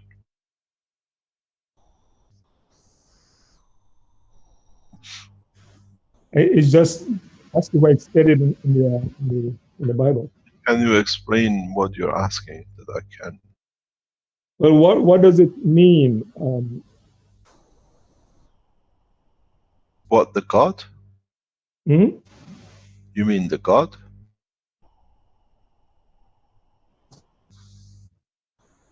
Can you put your question again in a different way? It's that the word has some association with creation or beginning. What, you mean the God, the word God, you mean? Well, it just that's what it said. Just the word. In other words, You see, there's some I thought go back, behind. let me explain to you something. You said you're a Baha'i, Yeah. and in response to my word to you, you responded, Allahu Akbar. Yes. To a lot of people means nothing. What does it mean in reality? Most of the writing of Baha'u'llah is in Arabic. He was Right. taught in of Arabic in Persian. Allah means God, Abha means great. Right. What does it matter in which way we praise ourselves? It means God is great. Is the creator ourselves?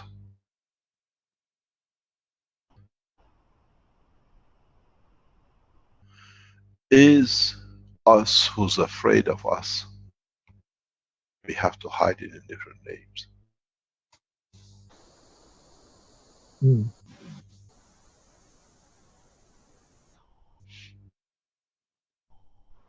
Are we afraid of to see our own real truth, who we are and how we are created? And the fear of it has pushed us to the point of creating everything else except coming to understand of our own weakness and our fear. That's what I say all the time. When a man goes to space, has got to go with the confidence and knowledge that who it is and what it can achieve and what its responsibilities in respect to the others.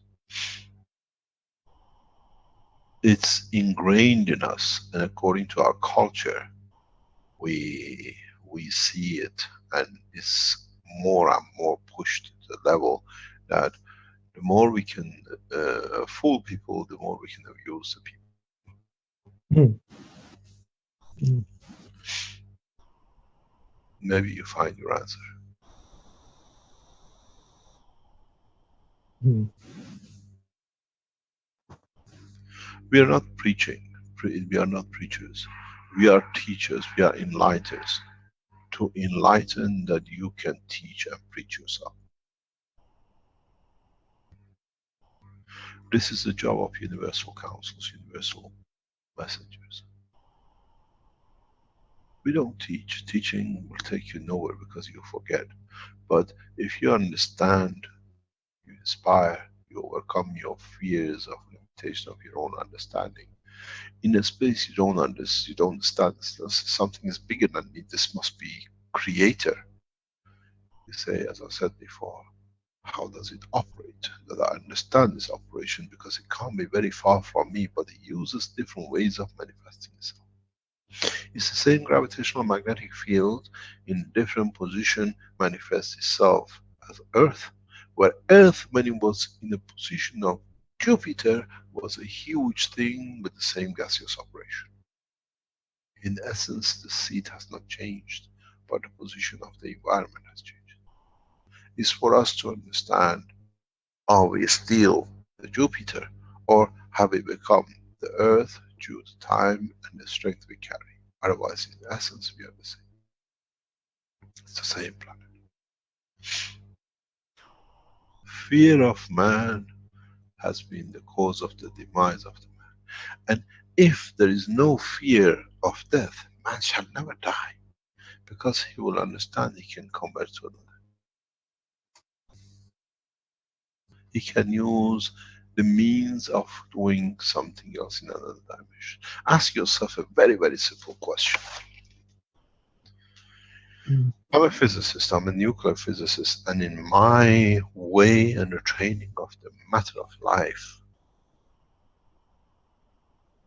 there is no other way to put it than this. In the nuclear physics, we say a neutron, in losing its balance of the field forces inside, it divides into electron and a proton. Now, this will be the biggest question for humanity.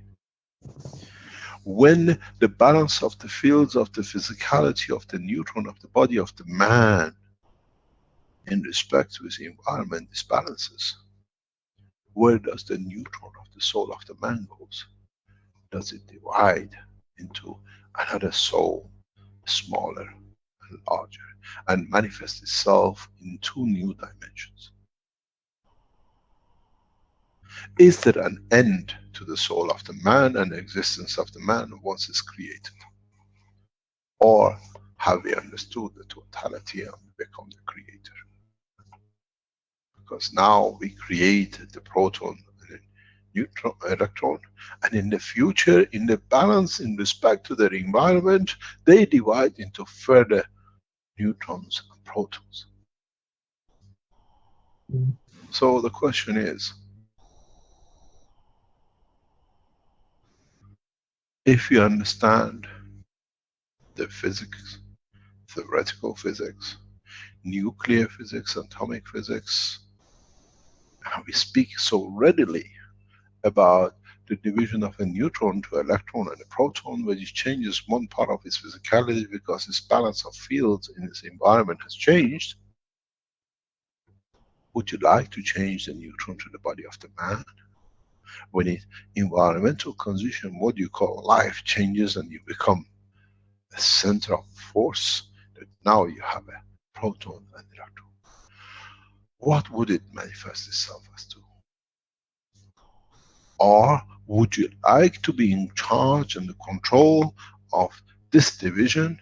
Then you decide in the new position what you'll be seen and you'll manifest yourself as.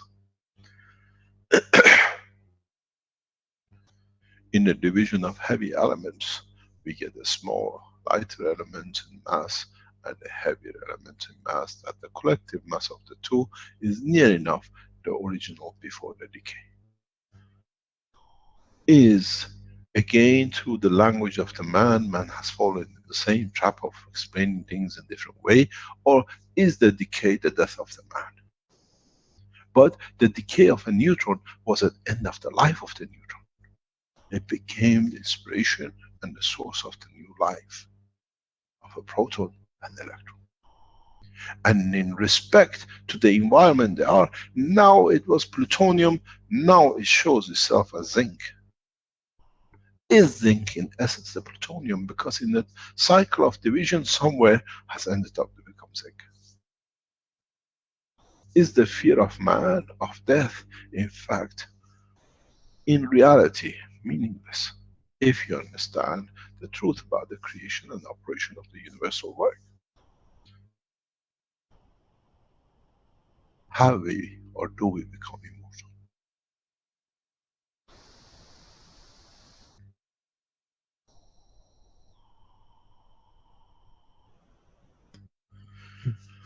We inspire is for the man to gain the knowledge to deliver his own soul from what he or maybe be it can do in the future. We don't teach, we don't preach, we enlighten. Enlightenment allows you to see the light, the path to your soul.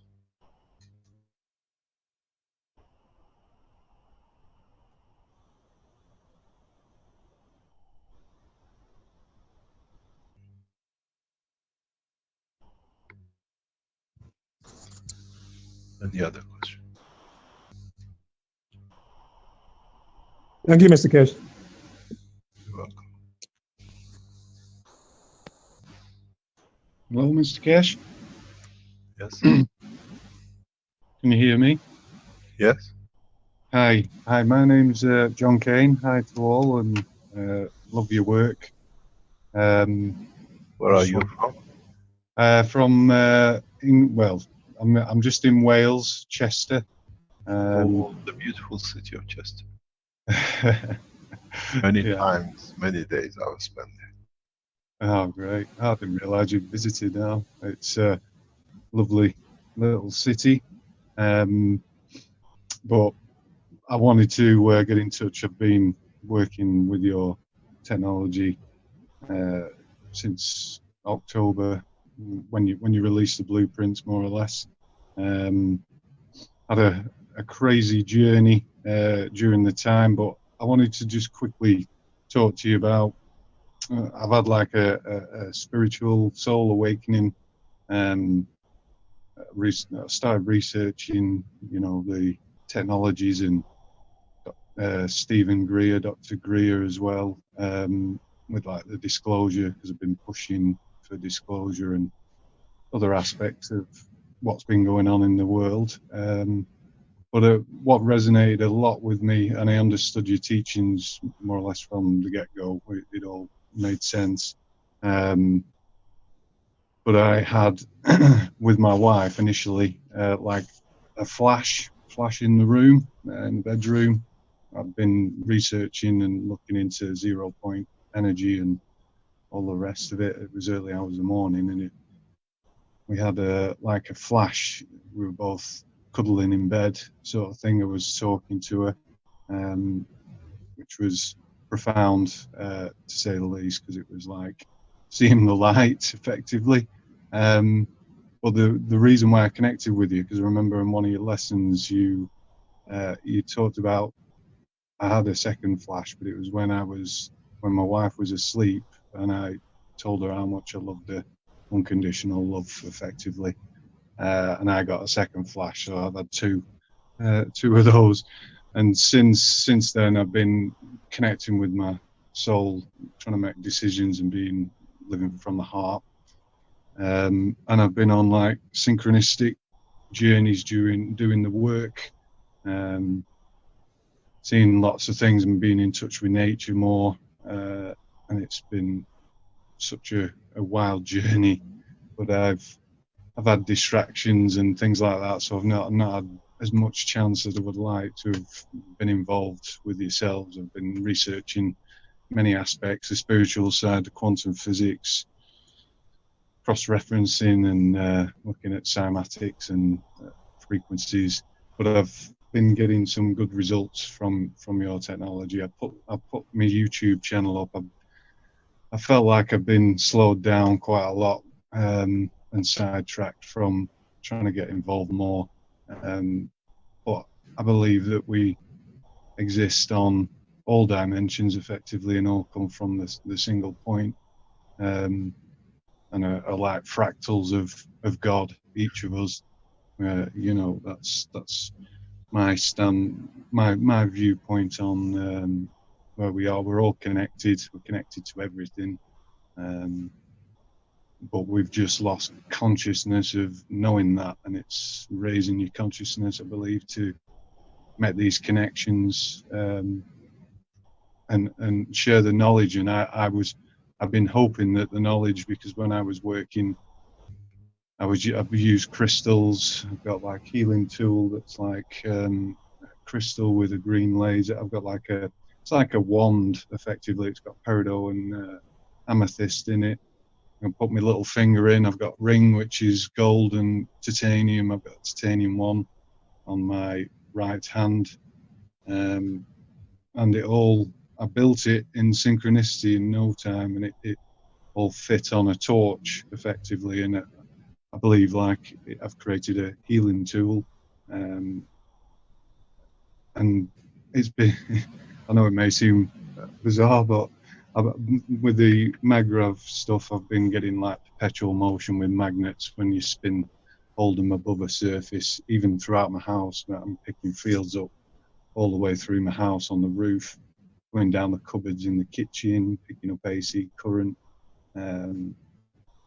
So yeah, the technology is, I know it works, and I believe you and I appreciate and can't thank you enough for your knowledge, and the rest of the guys. Rick, apologies to Rick, because I've been trying to get on his reactor group, because I've got a couple of ideas for possible lift and or different geometric. I've been using geometric shape, and pentagons always stood out to myself. So I've done like pentagon prisms, opposing each other at the 0 point. And I've got some ideas basically, which I need to develop further. But I'd love to get involved with you more on a more. I'm struggling a little bit on my own, because I don't get much support from people around, to be honest, which I was a little bit disappointed in. But there is a group in near London who are active in these things. Keshe Foundation, the scientists, electrical engineers, and the rest. You can communicate with. The problem is, what we see is that a lot of people understand, and they join the foundation in different ways. And after a while, the limitation of understanding stagnates, because it conflicts with a lot of things which was accepted and believed, and now you have to unravel it. And in trying to unravel your own understanding, and then accepting that, or understanding that what I understood was not totally correct in all ways, this brings a judgment point where people decide, I can't go any further. Or the conduct of the response in respect to the new technology. They leave it and they come back to it after a while, and then they come with a vigor because now they had a chance to be away and come back and understand more. The process we see, the understanding we what you call, not promote but put forward for people to do things, is showing different path to the same point. Be it the coils, be it the cores, be it the gas reactors, be it the gas reactors, be it mixture of combination of different things. We are a vast society of different strength, intelligence. And so what I've done is to spread as many different ways that somebody in different and the totality of the school of thoughts finds a point of connection that they can relate themselves to. Some people look for the path to spaceship, some people look the path to their soul, some people look for the path to better agriculture. Everybody is taking from this what they need. When I was in Tehran, President Ahmadinejad made a very clear decision about my stay in Tehran, which puzzled me, and even today I'm still puzzled. The decision made by Ayatollah Khamenei and primarily by President Ahmadinejad was, we do not want to have anything to do, you cannot practice medicine here, you cannot practice what do you call it, energy here, you cannot practice farming here. All we want you to do to take us to space. All we are interested is space technology.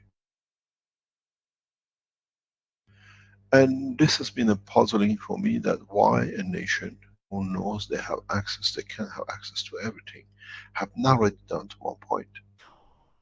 At that time, it was a big puzzle for me. I still is a puzzle, but in a way I see through the riddles, I can understand. In trying to primarily promote the space part of the technology, they could see themselves to be elite. They could see an advantage in being able to do things that others couldn't, and then apply it, and by implication of it, dictate new position. And I understood this fairly quickly when I was in Tehran, how President Ahmadinejad was laying out my work in the background, and was trying very clearly to keep me out of the scene in Tehran, but bring the achievement of the Iranian scientists as a group. Later on I understood his personal, what do you call, motion or intention behind it, which was the blocking stock. The rest was a mirage, but we saw what it was his plan, what he was trying to do. But at the end of the day, when I look at it 8 years, 9 years down the line, the intention of the space technology for Iran has been a tool of peace for Keshe Foundation and worldwide. When we negotiated with the 5+1, we didn't negotiate from point of weakness. We negotiated at the point of strength. We have, we can deliver, and we don't need you. So all we did with 5+1 is, can we be part of the club? Can we be part of it? Can we join in? Can we have some of the knowledge? And in that knowledge, 5+1, Russia and China took part of it, and they understood. Syria took part of it for the application. But in reality, the rest have been sitting on the sideline, even though they have the patents in their hand. And so many times I wonder, how come nations like United States and the others have the same documents and the same things they don't see? It came back to the light you mentioned. I took the light to Iran. I enlightened the scientists. And that's all I needed to do. And people come in and then they expect things, and by expectation, if it's not there, there is something wrong with this technology or that.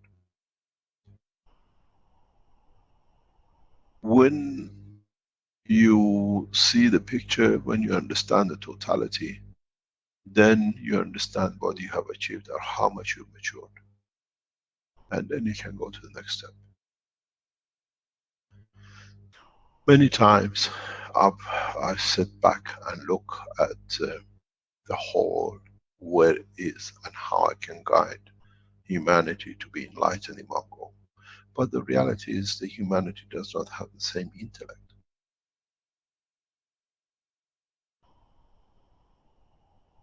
And that is the problem.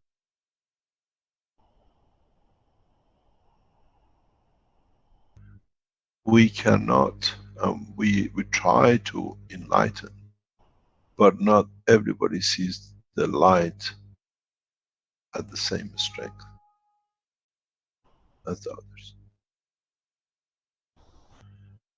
Try to understand according to your intelligence, and in so many ways, the soul of the man is the best guide of the man.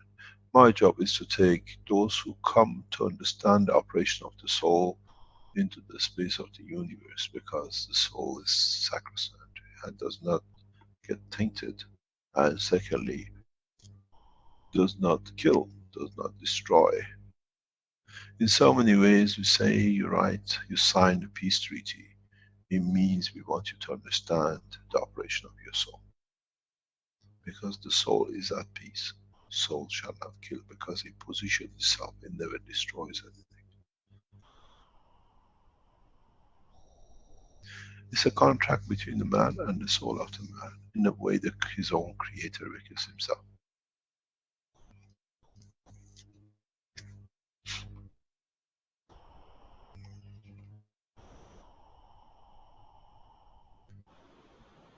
Any other question? Thank you very much from Chester. I have had many beautiful days there. It's did I tell you my name? John Kane. Sorry, I don't know if I mentioned. Thank you very Oh, much. no, you're welcome. I like the wall of the castle. You can walk on it, and then you understand those walls have no meaning anymore. No. We need peace. But looking at the technologies, there's so much that's suppressed, and we should have access to what's already known as well in other technologies potentially. So With what we have opened up in Ghana and coming up in other countries, you will find the knowledge share become accessible very, very rapidly. The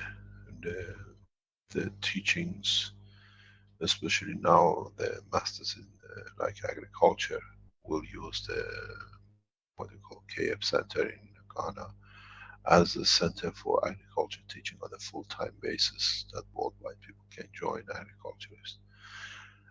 Sharing this kind of knowledge, which is on the edge of science unconditionally, creates a lot of problem for those who were hoping to make money out of it. That's the problem. And this is where the barriers are. If we teach freely enough, there's other people who can do part, and we go back into what I call the barter system. We all know, but we are prepared to do this, because I can't do it. What would you do for me? If you give me this much plasma, I can give you so much GANs back. It's a new way of looking at it and operating at it, but we have to see how we change our own understanding and don't let other people's what you call prey on our own weaknesses between the understanding of our own physicality and our own soul, what we call our creator. Thank you very much. Any other question? Mr. Keshe. Oh, you're back, Rick. Yes, I am. I was put off a few times there by my internet dropping out, so but it seems okay at this moment, at least. I think. I have to leave at 1:45 in 45 minutes. Okay. I have a meeting, very important meeting. At the moment in Ghana, we are heavily tied up with a lot of work to promotion of the foundation and the work of the foundation. And very soon we welcome you, or if you are Ghanaian and other people from West Africa or East Africa, to come into the center. The work is going so rapidly that with the new building and other buildings which are given to us by the governmental organizations for development of the technology, takes a lot of organization. I have to thank Benjamin. Benjamin's relentlessly working day and night. Without his work, the achievement of the foundation in Ghana and West Africa would have been impossible. But we need to bring people in to be able to support a bigger structure. The only problem we have is to give the Africans enough confidence that they are doing it themselves. They've lost their confidence in themselves, and they see different opportunities as somebody has to do something for them. We lack a lot of management in the true essence, so that they can be abused for their operation. And this is what we're trying to teach here. And all these meetings we do, we're trying to emphasize on this, that we bring good management team out of the people who are loyal to themselves. Carry on, Greg. Well, that was one of the questions actually, regarding the standalone generator unit, and some people have paid for it apparently, and there's a question about how is the manufacturing going and when we have I'm testing it because we saw a failure. We've seen a flaw in the testing, so it's hopefully going back on the board next day or two. But we had a failure in the system we couldn't see. The design of the solid state generator is amazingly simple, and so we have to complete it at the standard certification. And there was a flaw in it, and we see it. We had to see it because we had no option.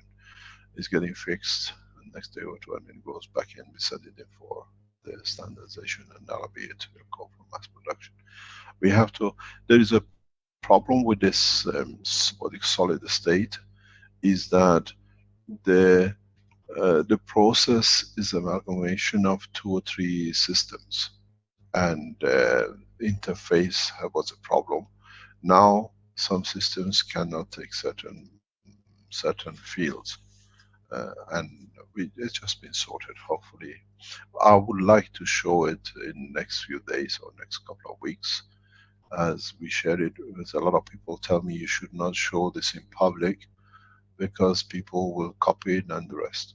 No, we shared everything freely, but let us complete it. It's done. We can show it to you even today now. But the system showed the weakness, failure, and it came back on. Now I'm trying to understand why and how, and then we'll release it. We will try to do a blueprint for the generator, because we'll not be able to manufacture enough that the whole world can supply. We go back with the Magrab, people come in, they take it and they run, and then they say there is something wrong with the foundation. We share the knowledge freely. Just be patient that we get it 100% right. I don't want the same mess which started with the Magrab system. People came in, they claim it doesn't work, they get the electricity reduction bills, and just because they said it didn't work from the beginning, is something wrong. Now they can't wash their face and come back and say, yes, it's done the same, we are wrong. More or less millions of these Magrab units has been made by people around the world, and none of them come back to say no. They all take the saving and they walk away. There's something while you're there, Rick. We announced a couple of weeks ago there is a change in the management. I've seen a lot of rumors going around the foundation. We have changed the internal management due to the development and progress. We've done this many times, but this time we do not announce who we put where and how. because of what we saw from the misconduct of the people sitting around trying to intimidate and pressurize our management team. We keeping the management team very close. Most of the top managers knows who moved where and what is going on, and that's all it matters to us. People like Arm stairs, the head of the foundation, we work as a team with it. And the other people who come in, we have moved management into people into positions where we see in their competence, and we've seen so rapidly they made changes. And that's what it is. It's not that people going around and making rumors. Yes, we have to. We are growing very rapidly. Keshe Foundation Ghana will run into 2,000 to 3,000 people in the next 12 months as is planned with the government and our officials and the other things we are doing here.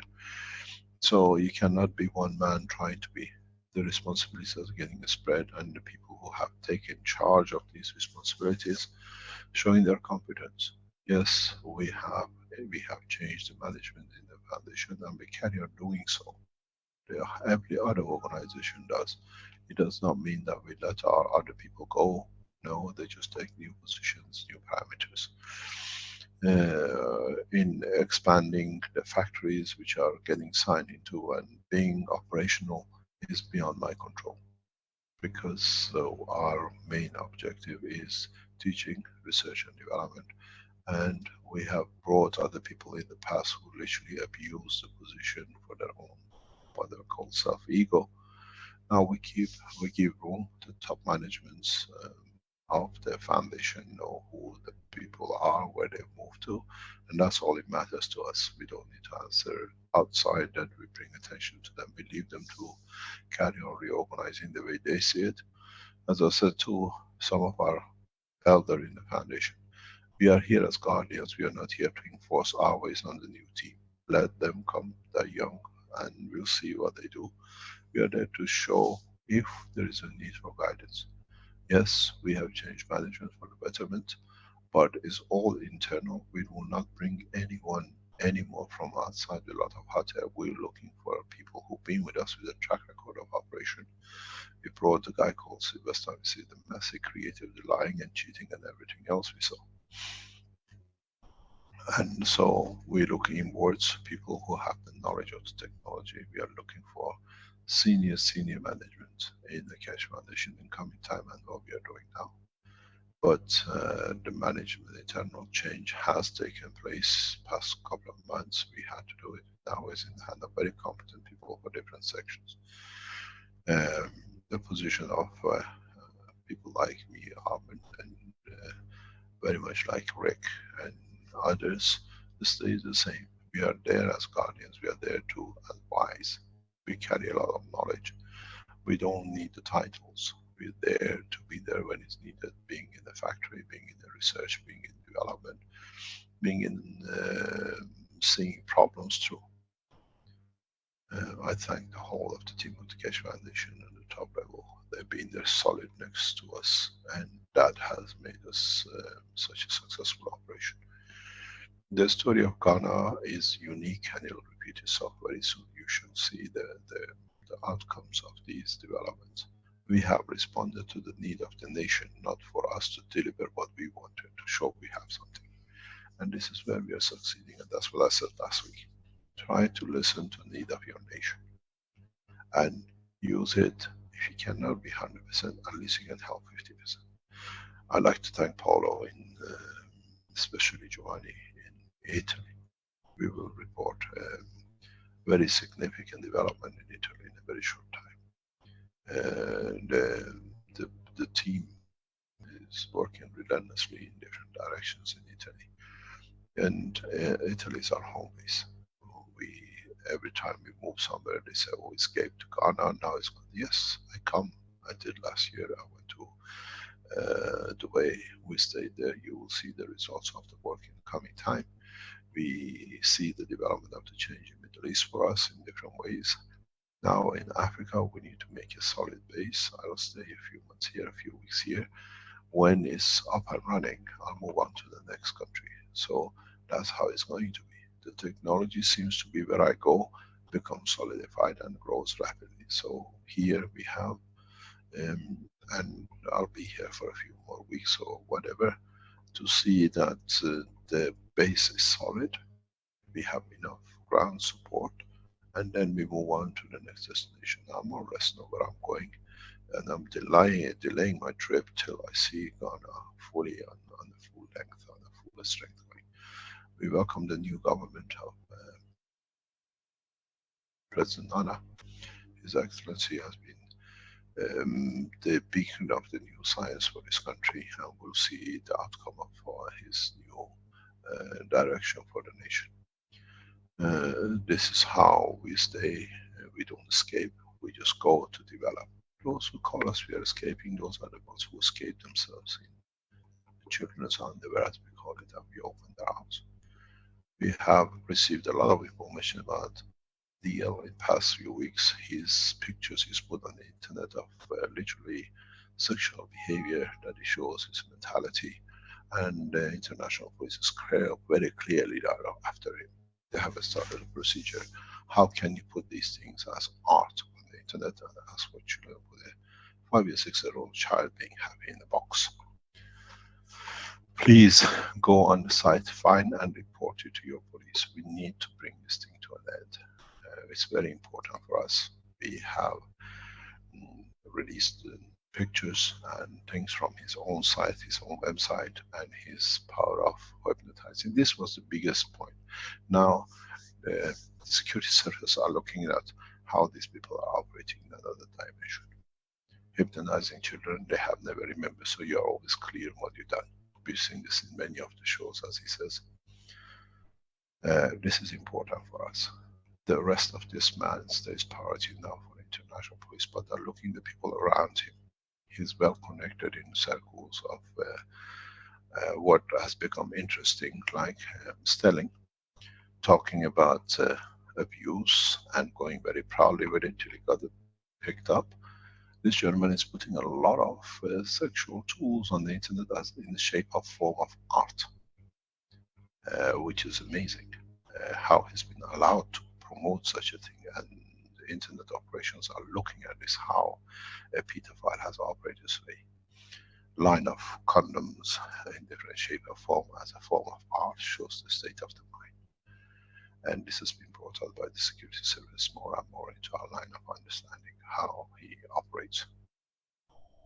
So please keep the information running into the security police outside Belgium. There is a talk, very serious talk at the moment on the international level, that Belgium citizens, especially men, have to justify their trips to certain countries. This is an option to stop pedophiles moving around.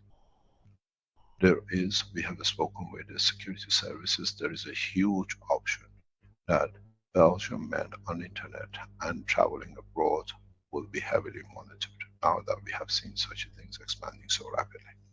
It needs you to inform the police. Take all the pictures he's put on the internet and give it to the police, and that way he asks for children to be taking the picture for a cinema. Is escalating very rapidly. And all the people who've been around them. We were told they're looking at this negative traffic, and that's negative traffic, it means the people who've been around him.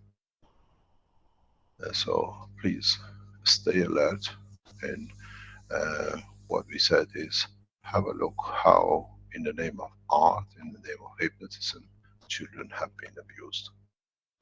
Very, very interesting ways come up now. Another devious way to satisfy the feebleness of the man. The pictures are on the internet. We don't need to do anything. We've seen everything which this man has done in the name of art to attract other people of his own behavior. We do not share it here because they can use it to bring the sites up, but just go on the internet and see the state of the abusers. The same operations going in respect to the rest of Kumarat for trafficking sick children to United States. You have to inform the CIA and FBI that this is happening. The site is called Keshe Foundation. The name of the gentleman is Kumran, and he has been sacked from his position for child abuse, sexual child abuse, and secondly using trafficking children into the United States. use the Keshe Foundation scam.com as the source where you get to the man, and he's set up by him. And that's what it was. By using my name, he could get children or others of his own thinking around him, which one was Sterling and the other one is DL, and many others. Any other question? Yes, there was a question from Trevor in the live stream that I promised to ask, and just get lined up here. Mr. Keshe, please answer why all Abrahamic religions worship the planet Saturn, and why the Iranian saucer technology is called Zohal, which apparently says is Farsi for Saturn. Thank you. I don't know. You got to ask them. It's been something the furthest man could see, and give it some name. The path of Abrahism, it's very, very, very, what do you call it, historically kept. The truth so much about it is not there. A lot of the writings which we have, which goes back to as far as we can go, goes to Torah, which was a collection of whatever came before from Moses. The reason being is you have to understand the interaction of the man with the space, man of space, is not something new.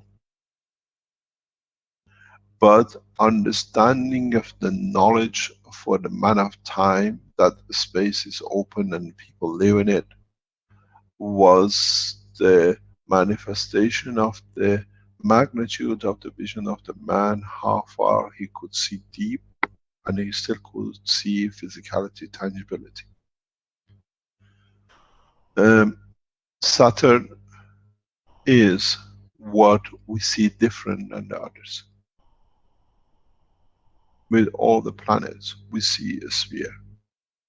With Saturn, we see rings, we see another dimension, which at the time for man was something bigger than he could understand. There is no other reason for it. Don't forget, Saturn and one or two stars on either side of it carry the rings. Even the Earth has the ring. As we go further, we can see it. As we go further into deep space, we'll see. This is the property of the gaseous planet, which have been created on a multitude of layers. And the Saturn has this abnormality, which is not understood, so it was respected and thought there is something very important about it, and had to have a special value. And there is no other reasons for it. You look into the sky, you don't see any rings, but you see rings on. It's like a wing, it's free to fly. But if you go deep enough in the space, more or less, if you go to Saturn, looking at the Earth, you will see the rings of the Earth. But our ring is more or less now diminished, very much diminished. Because we have a central core molten metal, which in interaction with the gaseous, it creates a second field of interaction. And it manifests itself as a ring. We have a ring. Even the sun has a ring. But you will see the ring of the sun when you go out of the solar system in the deeper space. Then you see it, because it's outside its shell. It comes from the interaction of the matter, states, gas or plasma, in respect to the other things, which is the field strength, magnetic field strength of the environment of the where the entity is. You got to understand the Middle Eastern culture is a very sentimental culture. Emotion counts more than the physicality. You look at the Iranian poetry, you look at the poetry of the Arab languages, and look at where Abrahism has come. This is why we see fanaticism in Christianity, in Islam, in Judaism, because they have learned you can play with the emotion. Abrahism is totally playing with the emotion of the man. All of it, you look at it.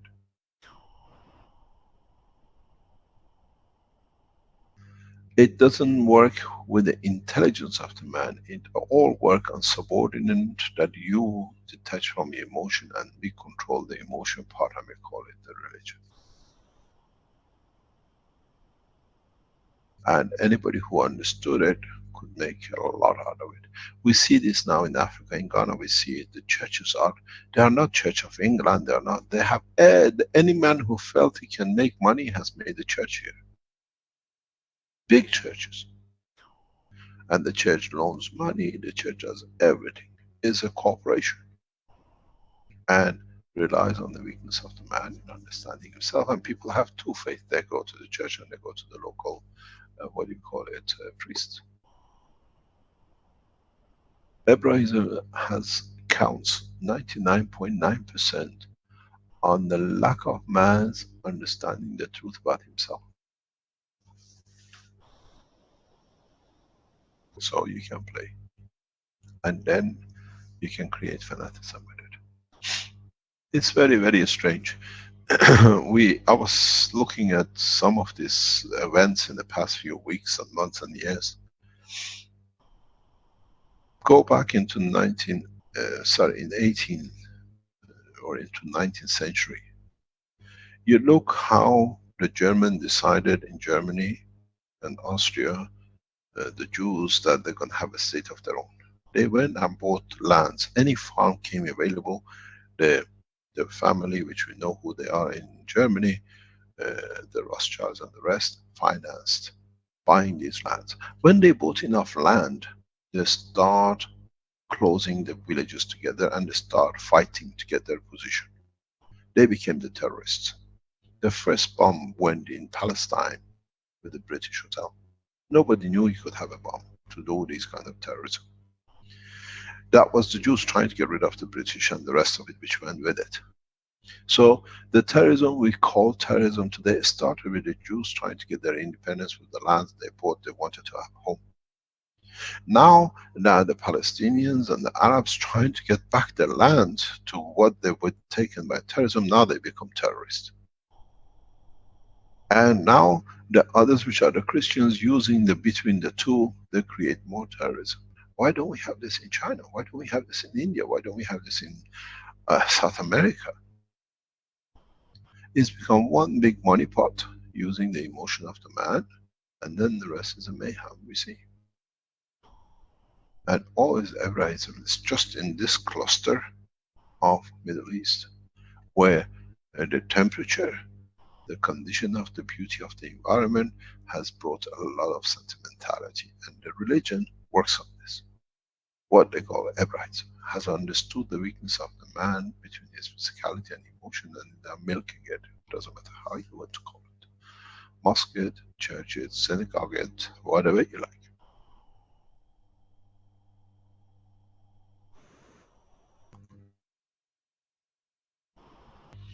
Any other question?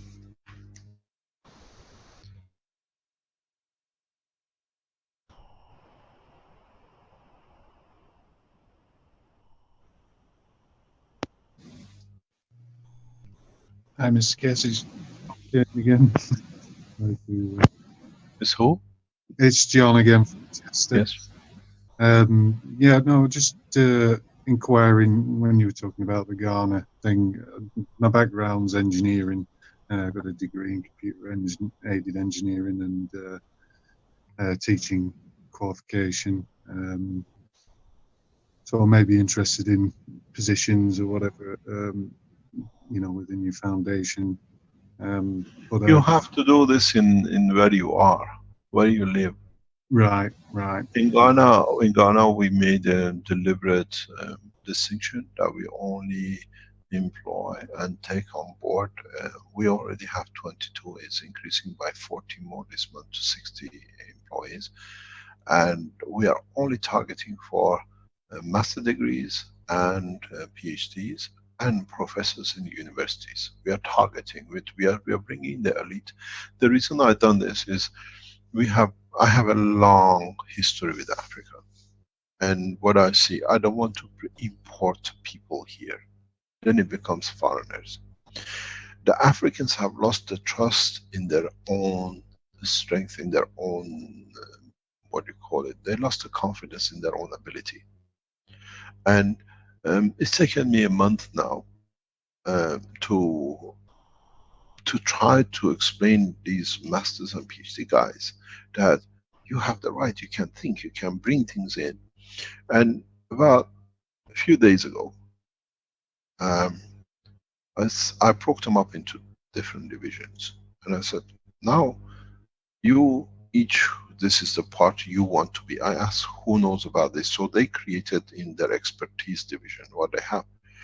I said, now as a team, you find me a solution. The minute you find a solution for what we see as a problem, you have your own division, you become directors of your own section, you are the managers, we give you the part of the 40 odd people coming in. And then suddenly people who came with no, literally timid, now they see themselves being in a position they can do something. They can make, and in 1 month, in actually 2 weeks, now I see the change. I was talking about it with Benjamin yesterday. We don't want to shift people from one part of the world to another. We like to share knowledge with each other. That's what we do. Oh, yeah. But sharing the knowledge and allowing the nations to stand on their feet. In Chester, for example, we're talking about, there's a huge refineries there. We see huge problems. Shell refinery and others. We see huge problems in Nigeria with petroleum. Now a team of these people are working on finding a way to find a solution through plasma technology for, what do you call it, sorting out any oil spillage. And it was literally interesting. We walked in with Benjamin yesterday, and they have cops. A couple of them are trained as petroleum engineer. One of them is petroleum engineer. The other one has done a master's in petroleum, whatever. And it's amazing what they came up with. Within the first test, we have seen there is an avenue to clean up the mess in petroleum. They show it to you with a spoon. They say, look, it's changed. And with the facilities we have here available to us, because of the position we are, it takes us a few days, 2 or 3 days, to get a full chemical physiology and everything of the material, what is changed, to how we can use it, can we use it for energy and the rest. And this has given them a lot of confidence. We like to share knowledge, but I don't like to ship people. This is what we've done for centuries. And then when they go there, out of respect, they become dominators. No. I've got family, I've got children and that. So I understand. Try to transfer the knowledge locally. I have been, and I've been disclosing stuff on Facebook about, you know, the other side of it, the child stuff and the corruption and what have you. So I've drawn attention onto myself, and I feel like I'm being moved on. So I may move on back to my hometown, Lancashire, well, Leyland, Preston, in Lancashire, potentially. So that's whereabouts in Lancashire do you come from? Born in Preston and grew up round Leyland. You're aware of them? I spent many times there. Yeah? I have many friends in Preston. Many friends. Right. Oh, I lived in England I lived in Manchester for nearly 20 odd years, so you establish roots. Okay.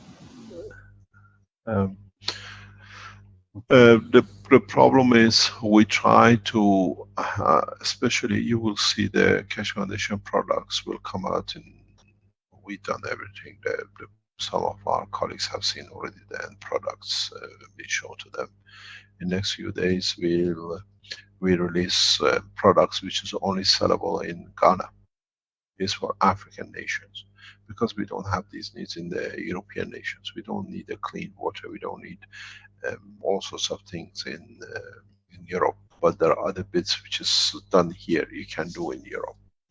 It's like the creation of what we call the soaps, the oils. At the moment we have a team set up yesterday for disinfection in hospitals. You know, especially in England, you have huge number of people dying just by infection in the hospitals.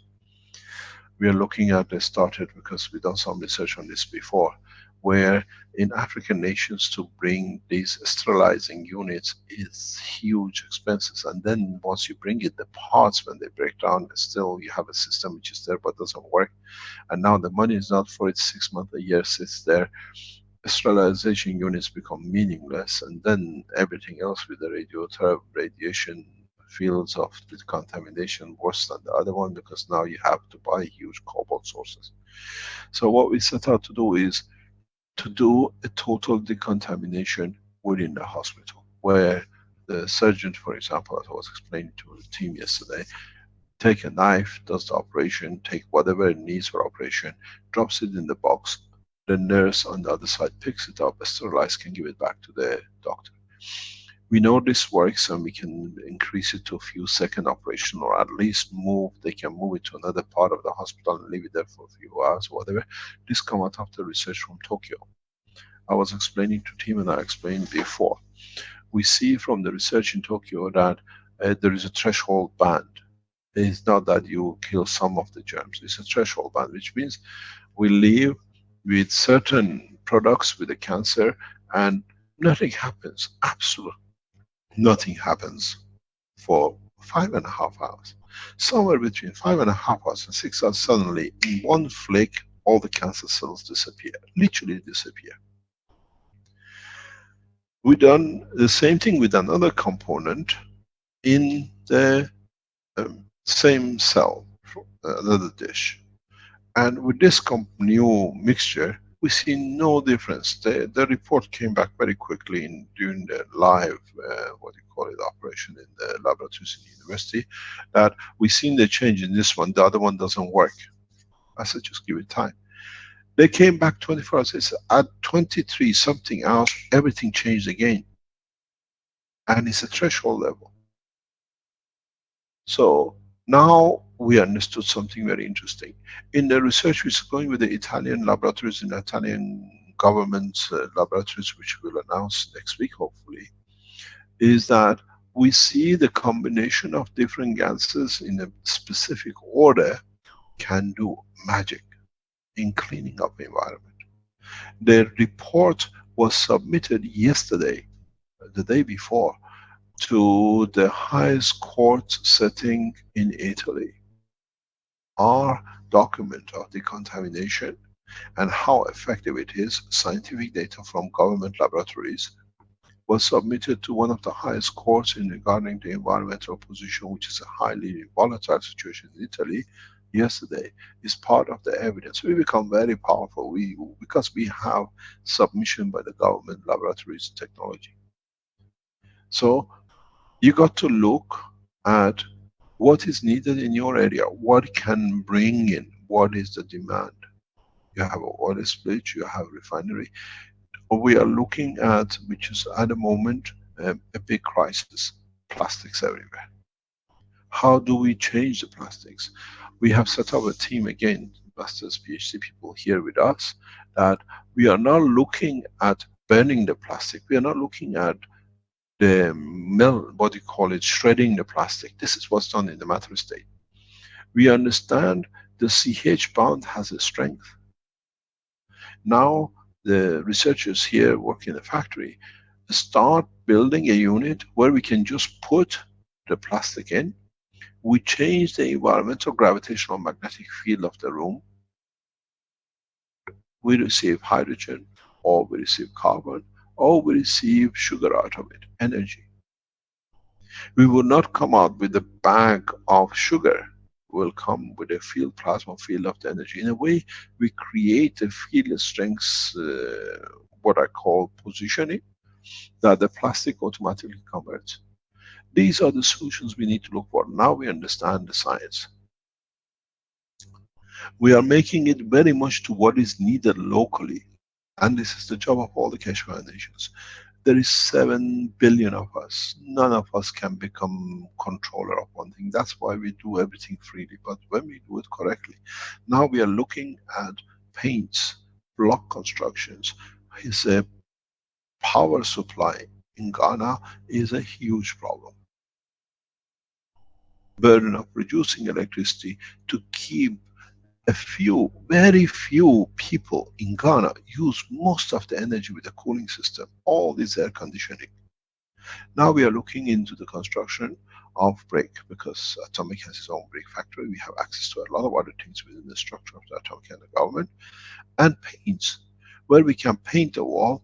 The room stays around 20 to 24 degrees. There is no need for air condition. Huge pressure comes off the government, financial resources.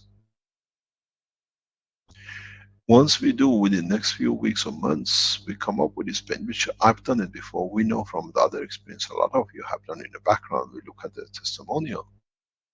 Can change a lot of things for a lot of governments. In United States, in Middle East, using these paints, if it becomes compulsory, you have to paint the building from outside with these paints. You make it a rule. No air conditioning inside. Less pollution in the environment. Let's look at the technology in its full application, not just waiting for one.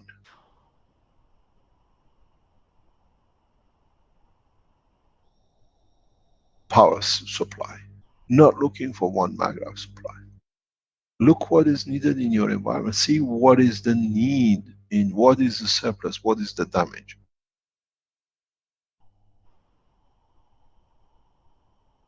What you can bring in with a new understanding. This is what, on the physical dimension of the application, you can do.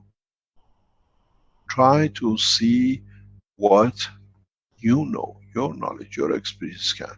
We support you. We can support, we can come in to give you other things we do. Now, if you want to test to see what materials is, you send it as Keshe Foundation Limited, Ghana Limited. We will specifically give an address. It goes through the, well, the checks on whatever it needs. We can assess what you have developed, what it does, if it works, when it works, what components are in it. You don't have access to this. We most probably will charge very nominal amount to cover the expenses of the running of the laboratories. But in the world, you won't get access to this. So we supply our own supporters to confirm the technology more and more. The new building which was given to us, plus what is the damage? We have more or less, we can produce every laboratory for every application of the science. The factory we are moving in is about 20,000 square meter, because where we are now is too small. In less than a month before we go full production, we are short of a space. Look at your local demand. Look at what is needed. Technology is not just one generator. Technology is not just one maglev unit or a health unit. It has now opened up in 2 different applications. Look at the food supply on it. The agricultural supplies of it. Is the beauty is we have sent the plasma water to be tested. That it shows what's in it. The scientific test says pure water.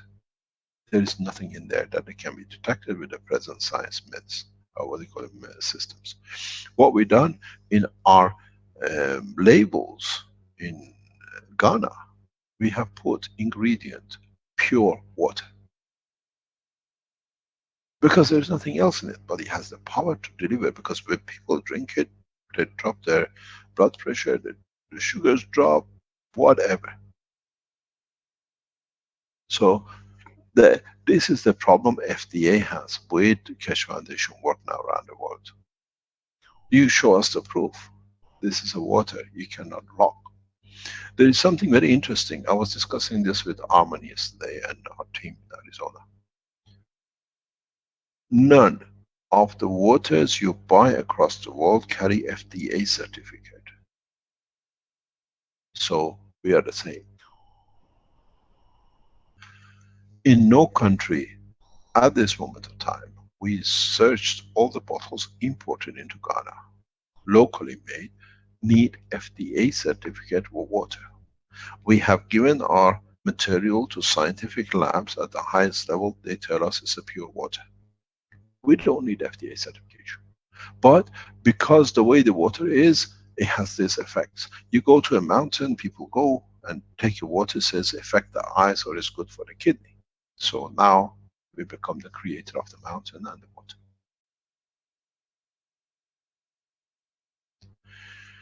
The process is to understand and stay within the law.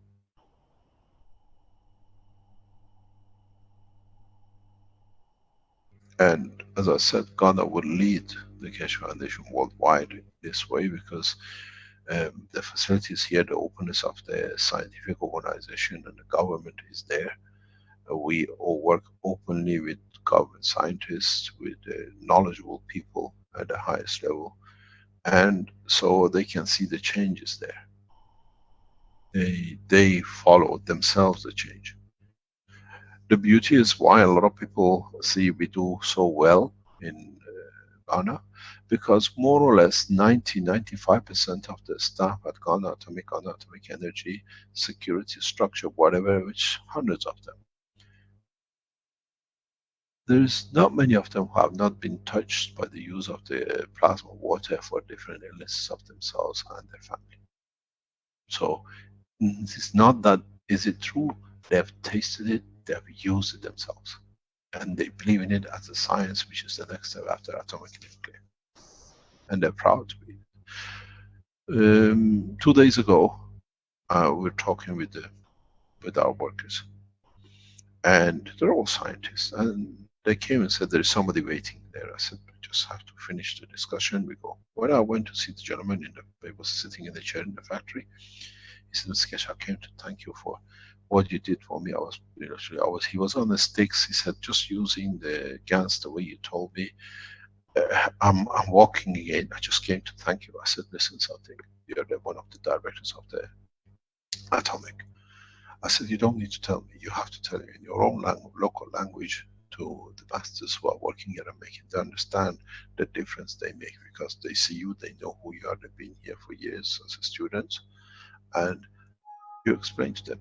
It took the guy 5 minutes to speak to the master, or what we call the people of the factory, which are all, they know him, and they were so proud that something they made has made the change with one of the directors, one of the bosses. And it goes right across. Benjamin has done a lot of work for people to feel, to live the plasma technology, than people who oppose it, that they never made a single gas themselves, because that's out of the lack of the knowledge. This is what you got to do. See what it is, make it available, and there are 7 billion of us. You never run out of time, place, and customers. Speaking of time, Mr. Keshe, I think you're running a couple minutes over here, and yeah, I have to go. I have to get ready. We have an important meeting. You can carry on. I don't need to be here. If you want to carry on sharing knowledge with each other, sooner or later I'm not going to be here. So these teachings should not stop. At least maybe today is the time to start. Do not stop. Share knowledge with each other and keep it within the framework of the foundation. Okay, I was going to end with our promo videos, but we could go on for a while longer if there's... You do very well on Wednesdays. I don't see why you can't do it on Thursdays. Because I do it on Wednesdays for 4.5 hours last time. We're up to 3 here now. But, we can carry on. That's fine. It's thank you very much all indeed. good. Thank you very much, Mr. Keshe. You. Bye-bye.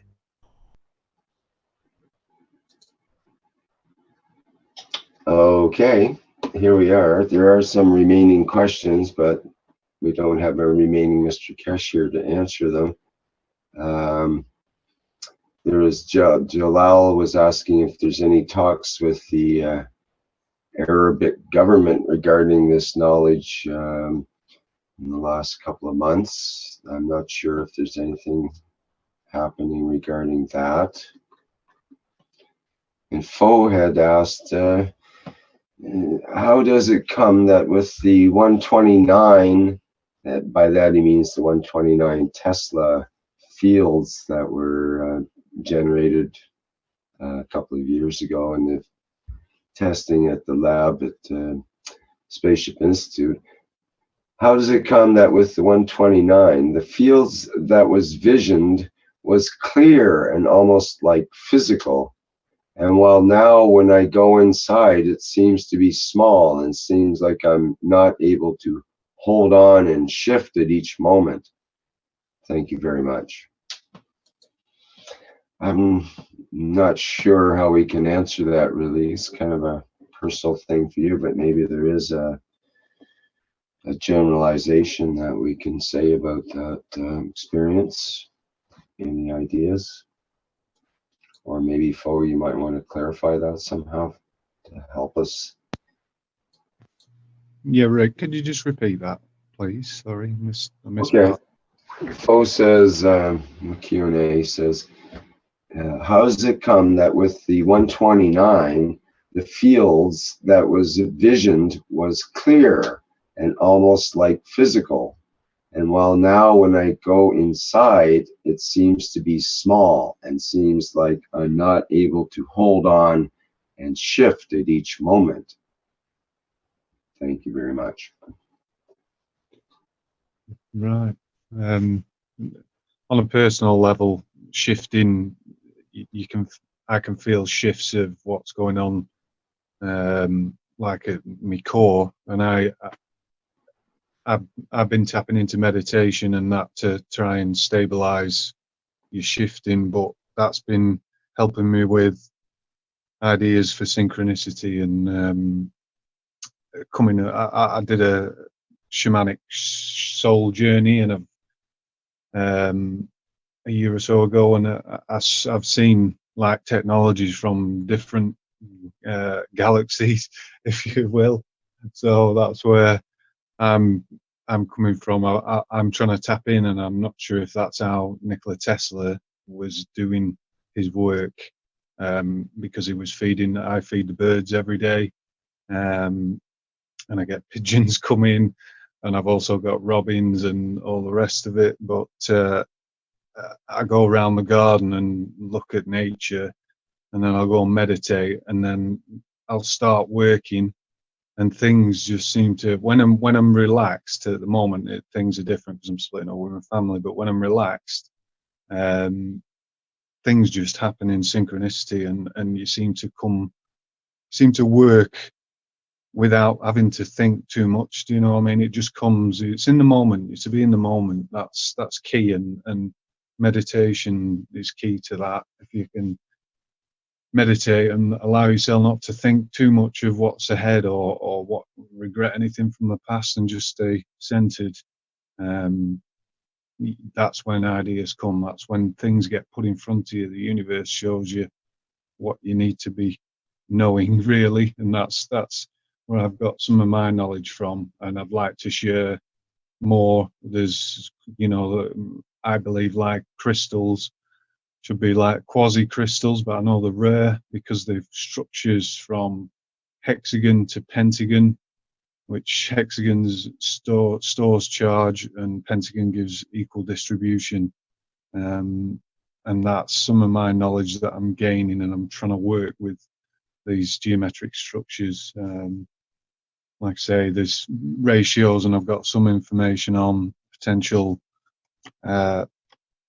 like I use aluminium. The number 13 rings true a lot with certain aspects of calculations, but you can take like the phi ratios and the and also on like the coils, just for interest, I'm flitting off a little bit here.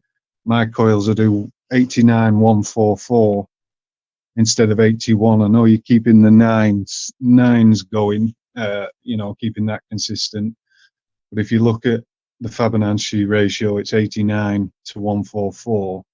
And I think, although 89 is not a denominator of 9, obviously it's one off, it's 889, because you've got 99999s, all the 9s, and then you've got an 8, and then the 144 gives you the 9, and that seems to flow more with, that's a universal growth speed. So I think that's probably, this is some of the information I've been wanting to get to you, and I apologize, Rick. I've been sidetracked and all sorts going on in my life at the moment, so I've dropped out of synchronicity at the moment, but I have got the calculations. I'll give you a bit more information now that I'm looking at it.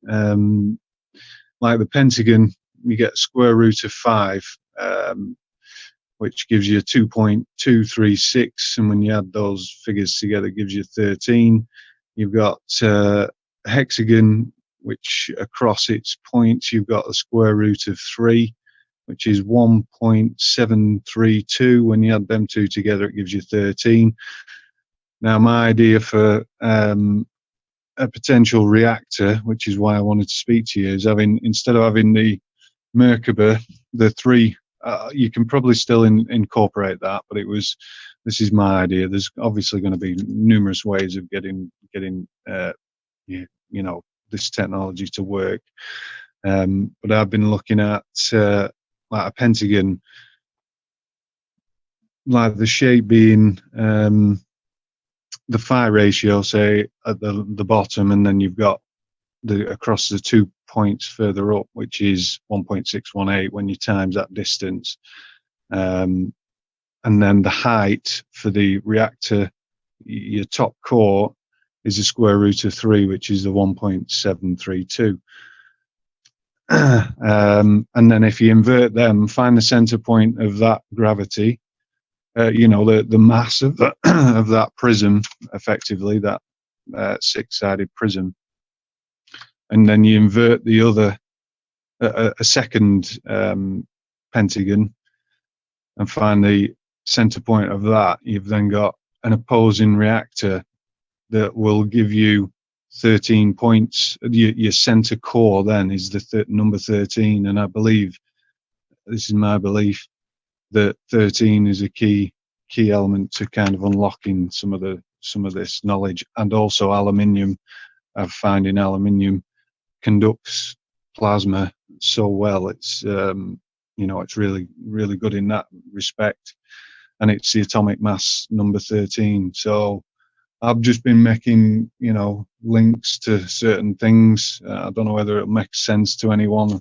else out there, but yeah, that's part of it. But the other factor is on the pentagon, when you take all the angles and you add them up, you always get the number 9 or 18, or that all stacks up to the 9s on every time you drop half the angle rate or double it. You always come back to the denominator of 9. So that's some of my knowledge so far. I don't know. Yeah, I think we need some diagrams or something. We kind of get lost in all the numbers and so on, which you're used to. Yeah, yeah. About. So I we will have do. diagrams and so on to really speak to that. Yeah. Have you actually made any reactors that are based on these designs and so on? I've not. I've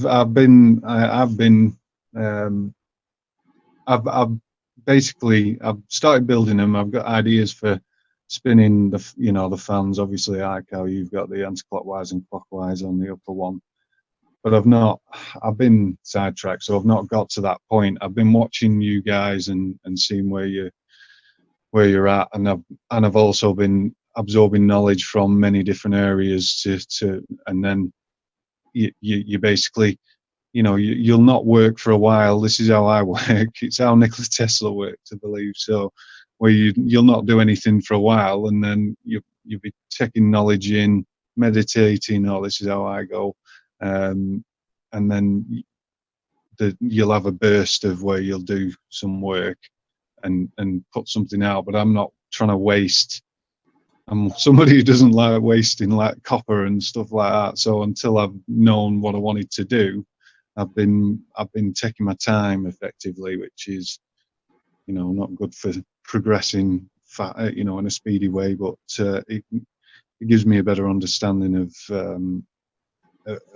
what's going on. And like I say, I'm getting I need to show some more footage of like spinning magnets. I'm getting perpetual energy off my kitchen worktop, which is like 30 meters away from me.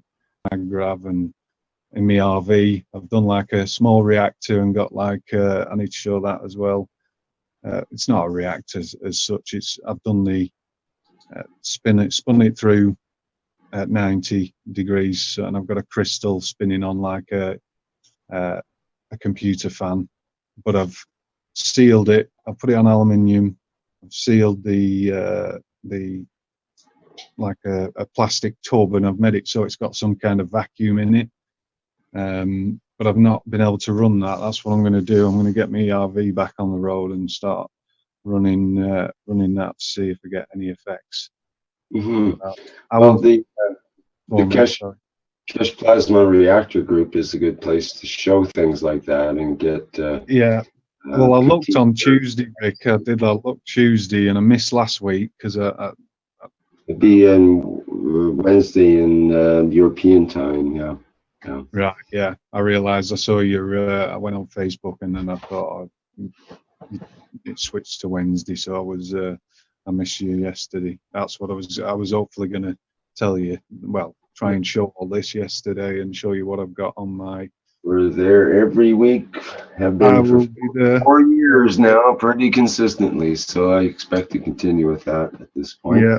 Yeah. So, like I say, you're welcome to join there. Anybody else who has something to show and tell in the world of Keshe reactors and different devices or technology that you might have used. Yeah, and that's available on the live stream site at livestream.com/KFSSI. It's all there under the workshops. There's a Keshe Foundation's Knowledge Seekers workshops, and also the Plasma Reactor Group is there. And it's also available on Zoom. Okay, what else do we have? Son Kim says, I have stuff to show, but I'm shy. Yeah, everybody's shy until they come out of the technological closet, and then all of a sudden we can't keep them quiet. It's that way in a way. Was that Alper snickering in the background? Yeah, okay, maybe you can't hear me either. Okay, I'll back up. Or Libby? Is Libby? Yeah, that's me. Can you hear me okay? Yes, hi. What's up? Oh, well, I just wanted to add, when Mr. Keshe was talking about our souls, I'm wondering if it isn't better for those of us who may not have the same talents as others to make the reactors, but to better understand that we are the reactors. And I had a wonderful experience just a couple of days ago. I was just walking to the store, and I put my knee out, and it was really painful. And I remembered that everything is in the air. So I sent love to my knee, and I said, okay, I'm going to take a couple breaths in, and you just pull in whatever elements you need to balance yourself with. And it was gone, Rick. It was gone. And the pain, that hasn't come back. And I'm realizing more and more that since we are the reactors and we are our own spaceships, the more we can practice our inner work, now understanding the internal designs that we are, wouldn't that be a good area of concentration for us? Well, indeed, and that's part of the teachings and the private teachings at the Keshe Foundation Spaceship Institute over the last couple of years or so, especially in the last year. There's been more and more of an emphasis on that aspect to bring that part out more. So, absolutely. And so what would that look like? wanting to remind everyone is that everything we need is all around us. It's in the air, it's in the ground, and most importantly, it's in our thoughts. And we're so powerful, and we've forgotten and been dumbed down by so many things.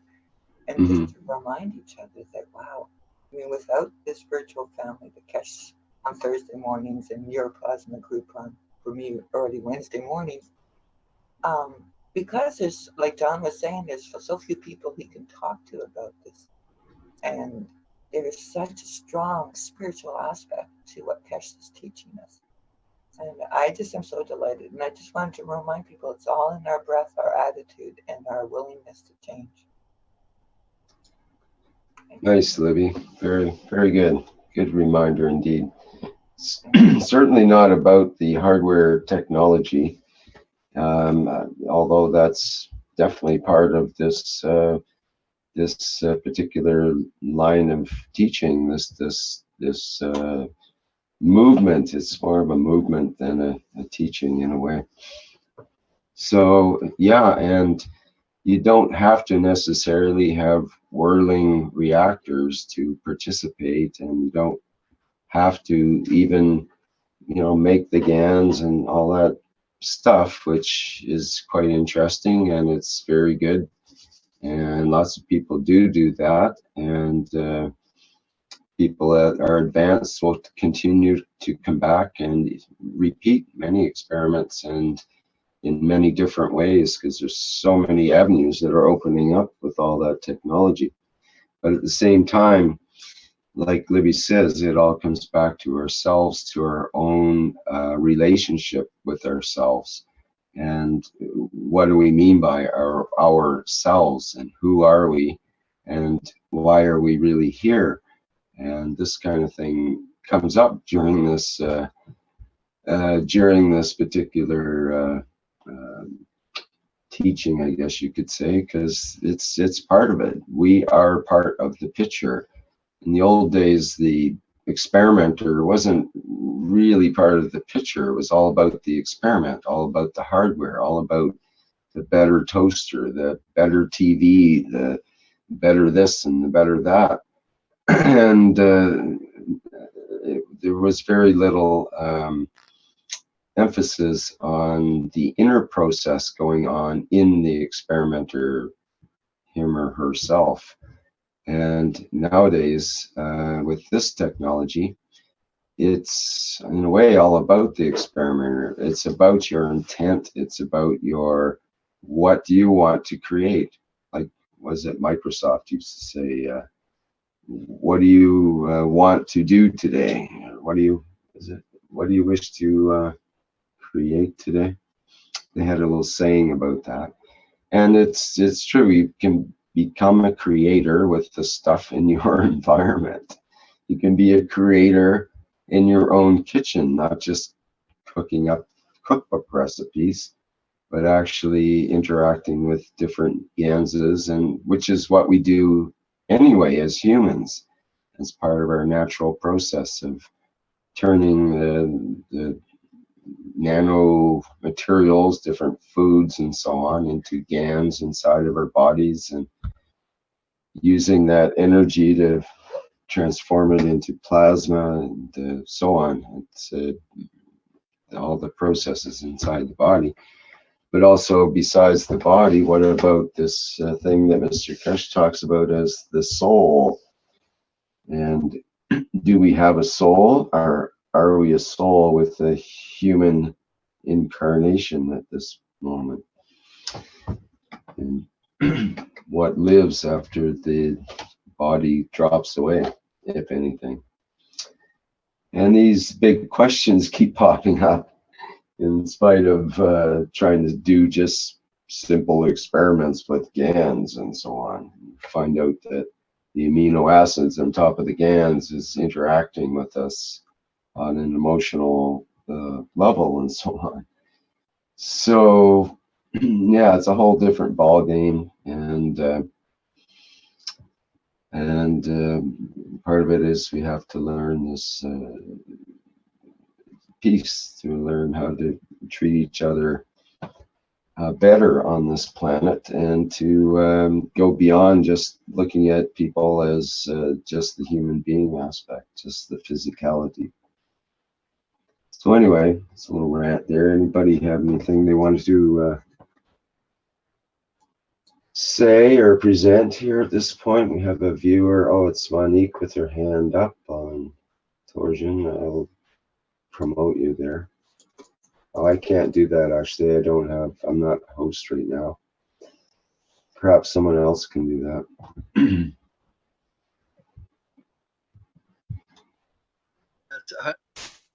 Hello, Rick. Can you hear me? Yes. Yes, hello.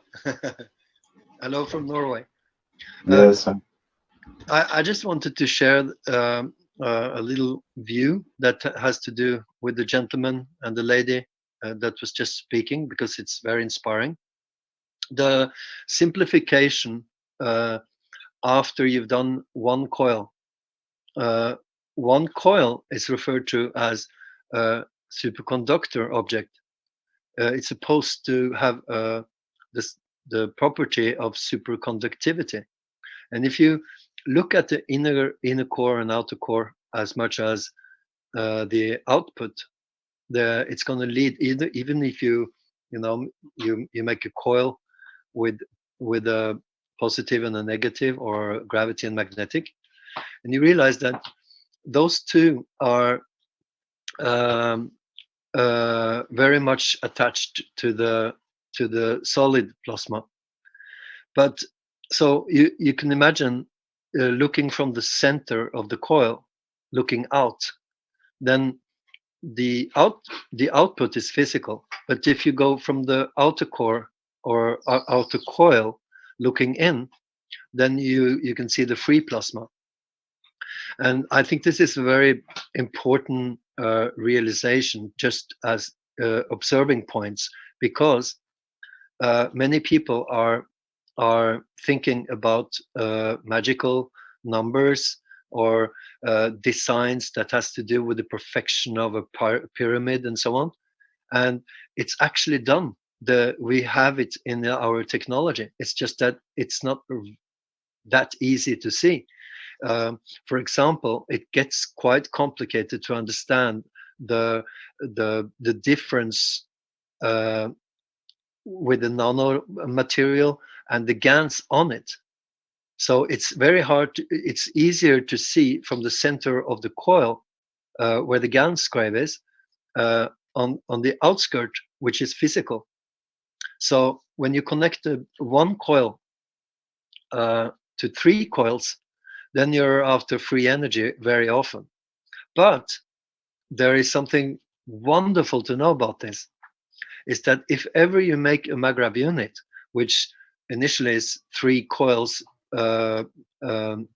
connected together, you still have two outputs.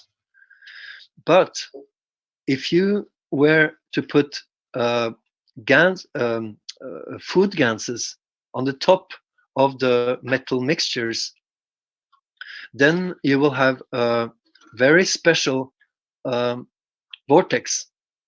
So there are quite a lot of different points of observing spots.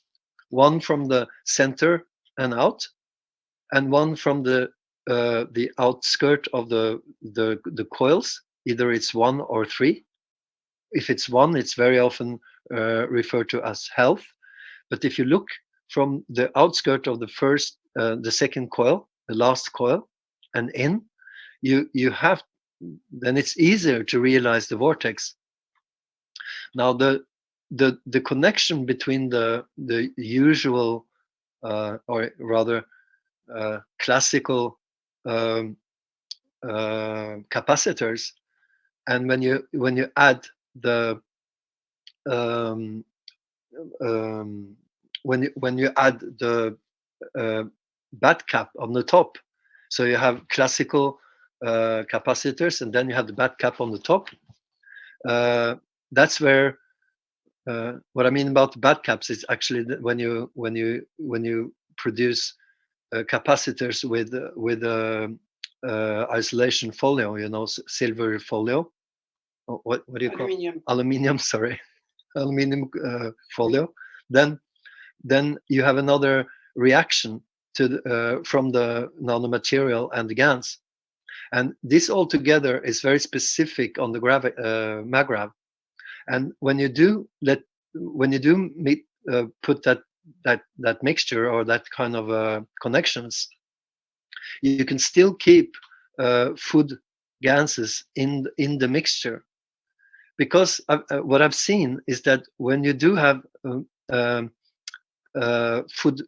food gases, one would think that, well, it wouldn't make much to the electrical point of view, but actually it helps a lot for the richness of the vortex. So when you add the vortex and the output together, then you will have a easier understanding of the whole totality around the MAGRAV, either if it's just one coil or 3 coils, you know. I just wanted to say this, Rick. Well, it's certainly a good point, so to speak. This idea of viewpoint.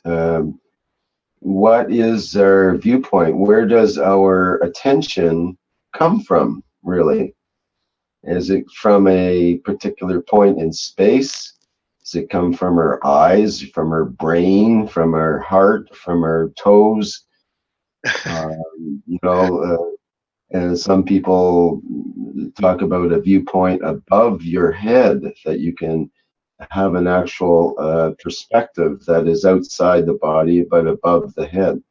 There's others that talk about being able to do remote reading, for example, where you project yourself outside the body to a remote place and gather data about that. Or the other case where you actually identify with a different body that's able to move through time and space and go on journeys, like Mr. Keshe was saying, where maybe more is happening when we're sleeping. What really happens when we're sleeping? What happens to the soul when we're sleeping, and so on. So these are kind of important questions, you might say. In a way, it's the only game in town, because otherwise the stuff of the physicality it comes and goes and is temporary and in a state of illusion most of the time in one way or another. Absolutely. You know, Rick, that all the different points of viewpoints, if one of them have the same intention, then that's the whole point. Because if you make a MAGRAV as an example, and you compare the MAGRAV to your body, and you realize this doesn't look like me as a result, but it actually it can't be anything but yourself, even if the design doesn't look like you. So the vortex is made by a person, and when you realize that because the difference between my old MAGRAVs and my new ones is that now it's in balance. It's a balanced vortex, and this is it possible to make a MAGRAV with a tilt? Absolutely. When you have a coil that are with a drop shape more than the circle, then it won't work that good.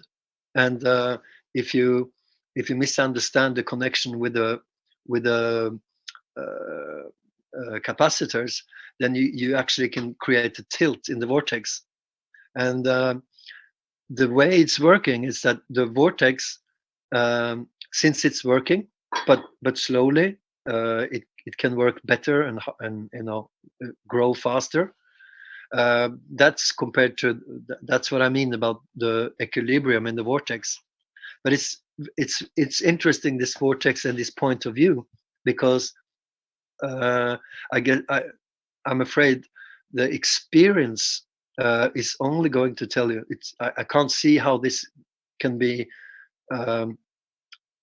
intellectual. You really have to test it out and see for yourself what is the difference. How would it be with the tilt in the vortex? That the gravity field is not working that well with the magnetic field and vice versa. And so sorry. Hi, Thorborn. I think it's you. Hello, Carolina. Happy New Year! Thank you. Good morning to everybody. Hi, Caroline. I would love to bring something very important back to all of us.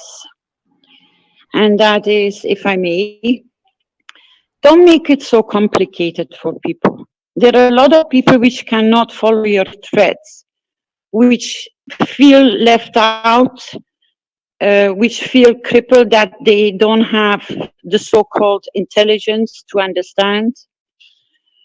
Because a lot of people have to go back to the initial why and the startup. Mr. Keshe repeated it this morning again. What is the start of all the ganses, the reactors, the maggraph systems, the energy systems, to supply people with what they need, what they're short of, but with the right intent.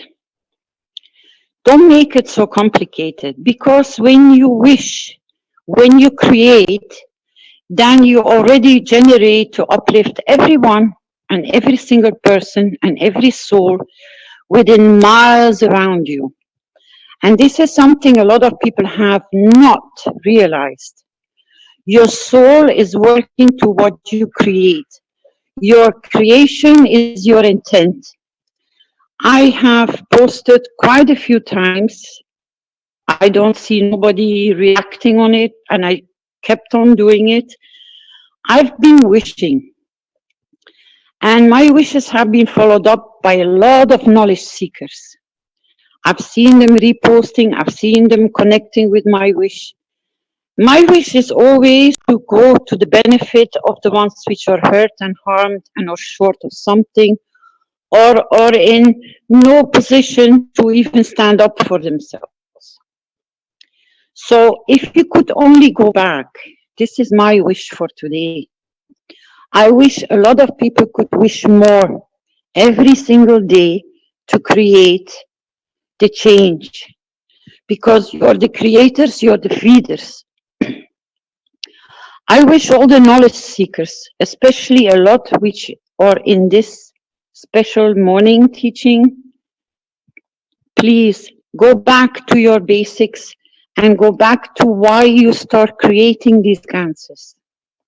With the beautiful feeling when you start noticing it's working, it's doing this, it's creating that.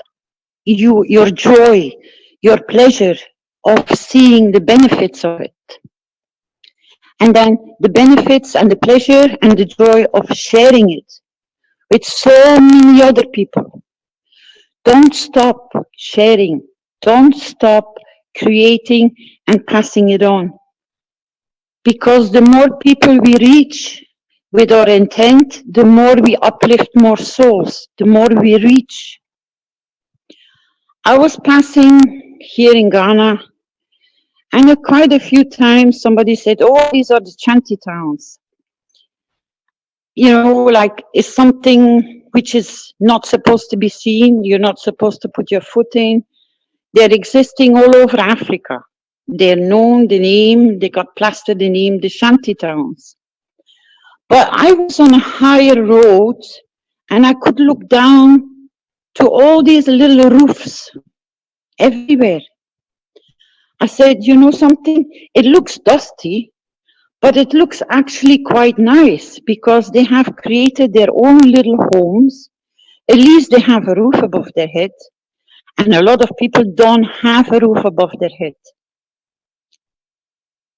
It's all a matter how you look at things, how you analyze things, how you observe things. I know John and a lot of people, they go very, very, very, very deep. But what were you actually doing with your magraphs which are sitting at home? Do all the old ones, do you keep them in your house or do you pass them on to other people? Do you share and give them out so other people can have the benefit of it as well? Because this is a creation process to give to as many people, especially now it's winter time in your side, it's very cold, to help and support your neighbors, even family members, people you don't know. If you have empty houses, if you have empty buildings, if you have empty apartments, bring the magraphs in there. If they are your property, share them. Get people off the street. They don't need to be in this cold.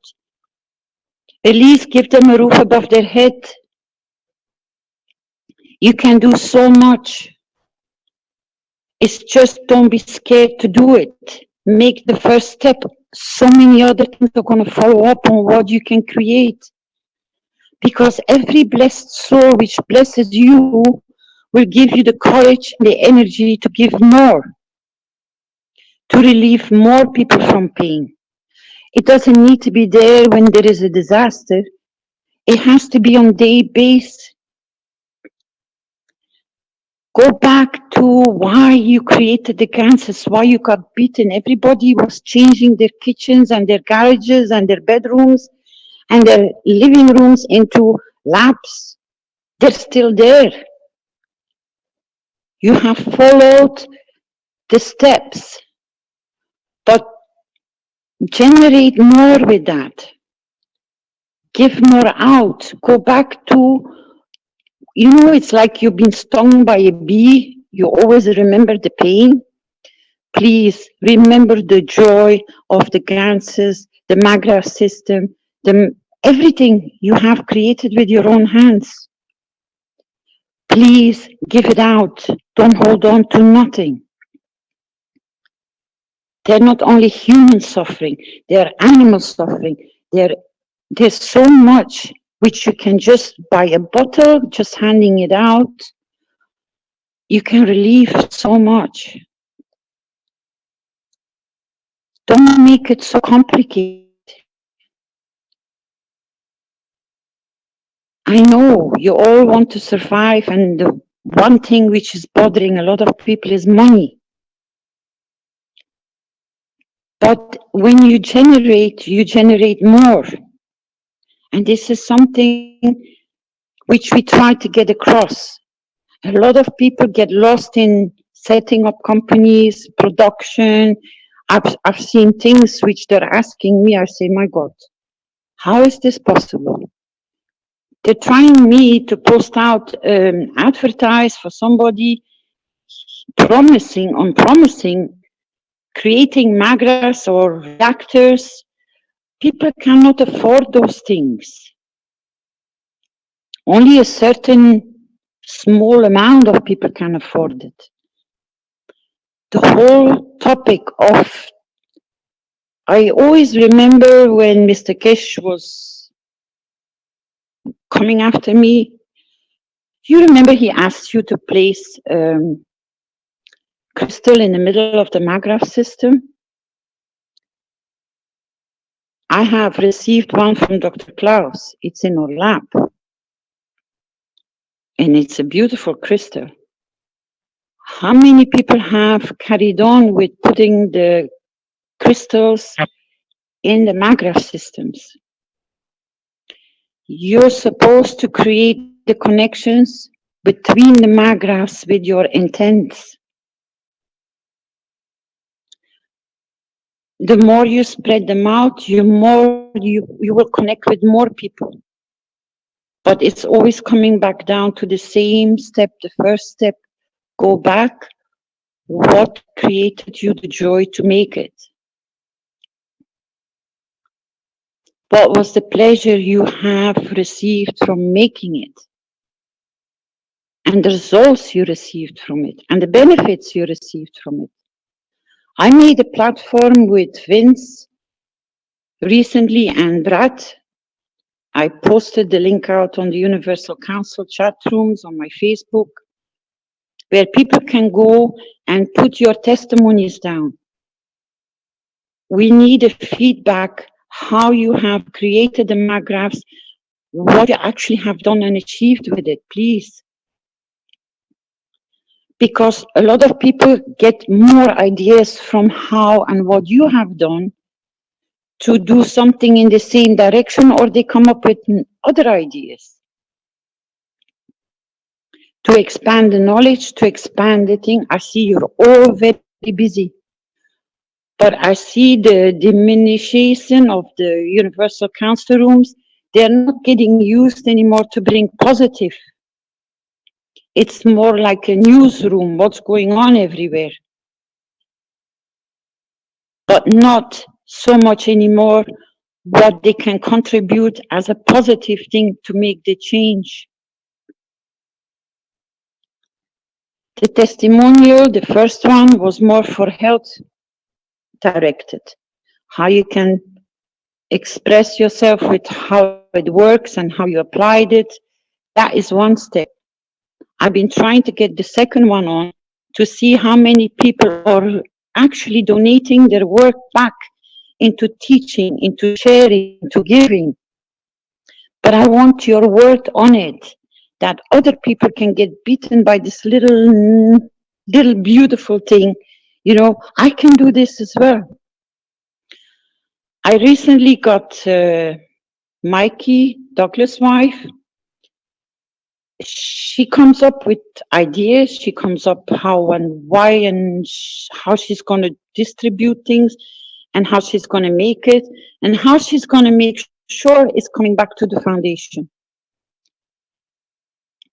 I noticed she was miscalculating something. I said, please, can you recalculate? Because if you give more, then you do not have to feed back so much to in money.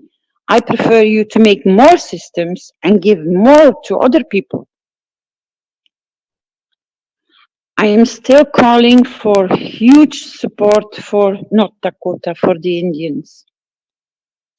There are a lot of people which are on the road. If you're passing or you know people or you're in the neighborhood, please send them support in by any means you have, if possible. Because they're sitting in the freezing, ice cold, intense, just to stand their ground, that they don't lose their heritage. There are so many beautiful stories. Make your story so beautiful as so many before you. You have received all the tools. Go to the joy and not the complication of it. Share, and especially with children. I'm thanking every single person who has been dedicating their time, and I mean really their time, on translating, on teaching, on creating the platforms to be able to teach the teachers. You're working all in different levels. You're building it up. But give the feedback to the foundation that it can show that it can be done the way you're doing it. It is so beautiful. Don't be scared if you have, because somebody said, you know already where I'm donating my time. I said, yes. I said, if you don't want to be known, choose an alias name and just post what you're redonating it back. I want to know. Other people want to know. You don't need to stay in the shadows. It's time for you to stand for what you can and what you do, because it's beautiful. Don't hide. And it's not only the ones which are always coming in the front, which is they're important. No, every single one of you who have been transforming their kitchens, their garages, you are all so important. But please step out of the shadow and bring your knowledge forward. You might think it's nothing, but it is a lot. because there's still people starting, there's still people not knowing about it. I face it every day. You have to restart from A to Z because they don't know. So if we can refer them to a testimonial site on how you started and how you have embraced it and the reason why you embraced it and what you have achieved it and how you're still achieving, that will be beautiful. Because it can be, like a red thread line to show other people the path, how to start walking on it. Because actually the whole thing is just your intent, what you want to do with it. And this is not depending on your intellect. It's not depending on anything. It's your willingness and then your wishes with it. Remember what Mr. Keshe said. I don't forget what he said, and I've tried it so many times. Your wish, if it is just, and it is in balance, and it is in the benefit of what the purpose is supposed to be, and it's connected with your emotional, which means you know the experience of how bad it can be because it hurts. When you create your wish, within 14 days, you will see the outcome. Some of my wishes have been so big, but they have been achieved. It took a little bit longer, so I keep on reposting, I keep on adding more and more people, so I can create a bigger plasma field of this wish that it can reach its target.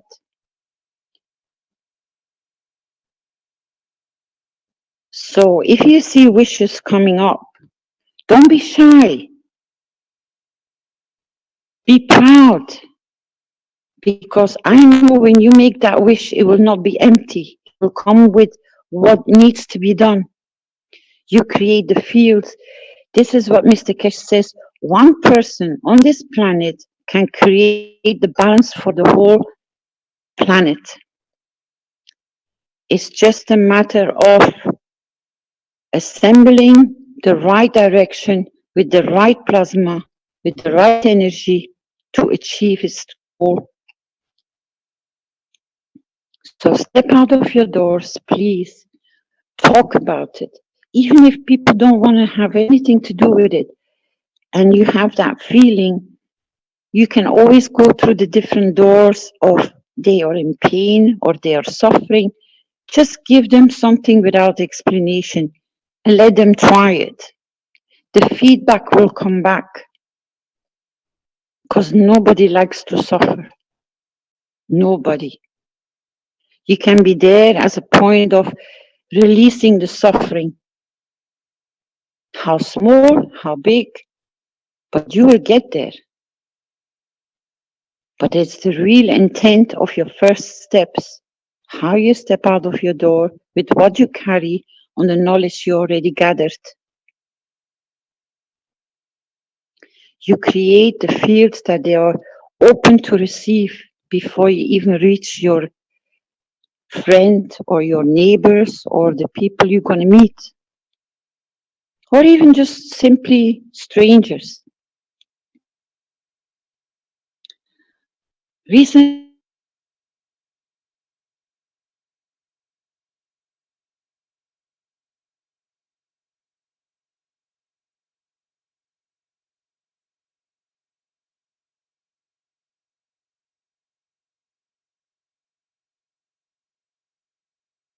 Hello. Hello, Caroline. Caroline is dropped. Okay. Thank you, Caroline. That was beautiful. Yes, it was certainly beautiful.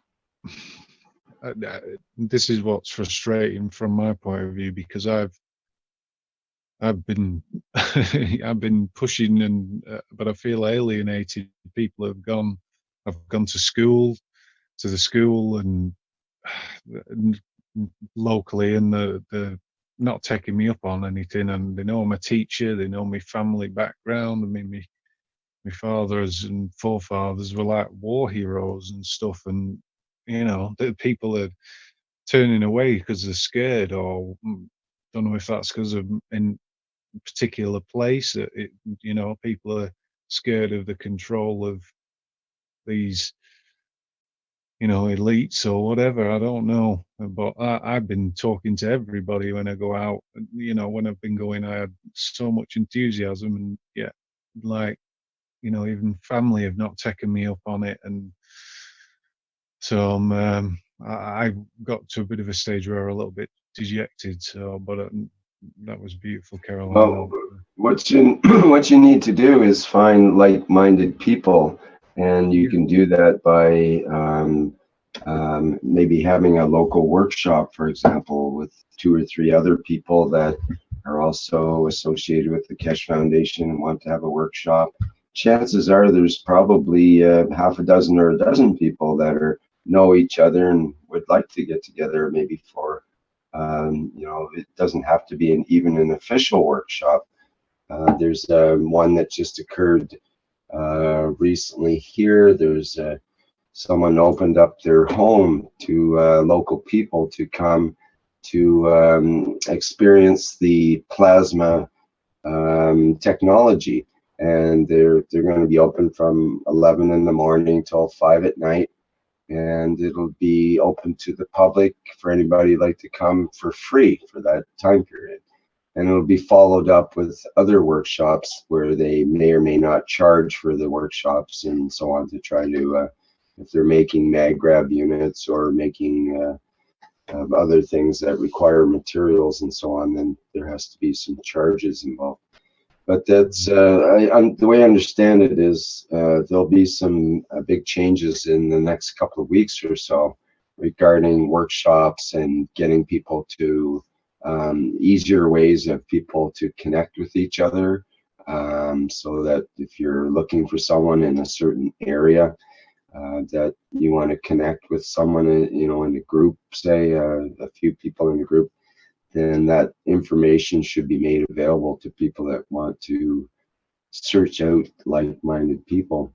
And then you start to build up maybe a different set of friends, or you find out there's certain things, certain products, for example, or certain technologies that may very well appeal to your family and friends that aren't really accepting the technology so well right now. For example, there's lots of cases of, for example, Douglas could tell you about his relationship with his father changed, for example, when Douglas started using the GANS materials. And first there's a lot of skepticism, and then there's a chance where someone is hurting and you actually show them or give them something to ease their pain, and then that gets their attention. That'll make your family members come around. If you can supply a GANS pad or some other simple thing like Caroline was just talking about, to keep it simple and practical in that sense. And you can always supply GANS water, GANS pads, pain pads, and that kind of thing to family members without getting in trouble for copyright or for manufacturing or anything like that. It's just a person-to-person thing, and you take the responsibility, because if you work with knowledge, which you should be getting from the Keshe Foundation, because that's what it's all about, then you won't have any problem with that sort of interaction, because I think people are become quite open, even if they are skeptical. If they try it and it works, it beats the skeptic anytime. So thank you, Rick. Thanks, Rick. Where did you lose me, Rick? Yes, where does anybody remember the last couple of lines that Caroline was saying before she she left there. Oh,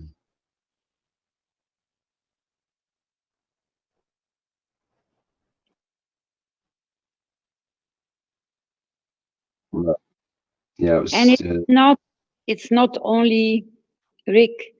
You know where I notice people respond to? If you touch them in the field which their interest goes to, not only in suffering, but when I bump into people, you know, they have a fish tank and they suddenly start running into problem, fishes are dying. I give them the zip bags with the CO2 water, and the fishes just within 15 minutes, they just change. And people cannot understand. So they want to know more because they see the change, but they don't understand. You go into people which are loving their gardens, their flowers. If you apply Gans waters in the gardens, you can see immense difference. If they have mold in the house, you just show them how to spray with the CEO Gans water to get rid, to use even etheric oils in combination of the Gans waters.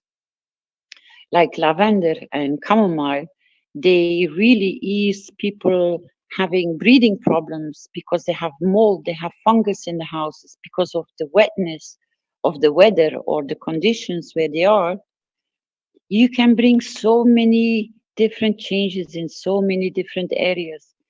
If you know people who don't know how to manage their electricity bills, if it is not affordable to make a Magrav system, go to the Alex Beats system. They do the same job. Much easier, much simpler, not so costly. Or ask help from other knowledge seekers. If you can work in so many different levels, not only to release pain. It's just, you know, that's where their feeling goes towards their fishes, their animals, their home atmosphere, even placing simple nano-coated copper plates connected with the nano-coated copper wire in front of the windows and put a few bottles of the 4 ganses in the corners of the room, you rebalance the house that you have a stable temperature within inside the house. Even if it's only in the room they live continuously, but it saves them so much. And they see the difference. You can spray the windows with CO2, Gans water, inside and outside. It creates, but it's the way you offer it that makes that difference. They embrace it because they can see visually the change. Don't stick only to paint pads and paint pens. You have so many different levels you can give a hand. And I'm so proud so many people have started opening their doors. As Rick says, people are opening their doors to teach, to give. I'm faced with a lot of strange situations here in Ghana. But in a way, it's beautiful because it continuously confirms you can bring that little tiny change and you see the smiles in their face. If I give simply a Gans, a CO2 water, CO2 Gans water in a drinking bottle, and I just give people which come and go, within a week, I see a shine of happiness on their face. They're laughing, they're smiling, they're happy, they have much more energy, and they come for more bottles. And then I make sure there is some Gans, the mother Gans stays in the bottom of the bottle, and I make sure they never go below half of the bottle. They only tap from the top, so they don't lose their mother Gans. And they're sharing their waters with other members of the family. And they keep on bringing other people, and they're all giving the same feedback. It has made a big difference. We have changed. We can work more. We are more alert. But the most beautiful thing, the first thing I notice is when I see them back, is there is a shine in their face. I wish I could, maybe I should take pictures of the face before they use the water and then after a few days when they drink the water. There is a radiation, it's like they're beaming. And they don't even understand themselves, they have not even noticed themselves. But that's the first thing which comes in my face, you know, the shine. And it's beautiful. And I can just ask you, go where you enjoy what you can achieve with it, because your results will triple.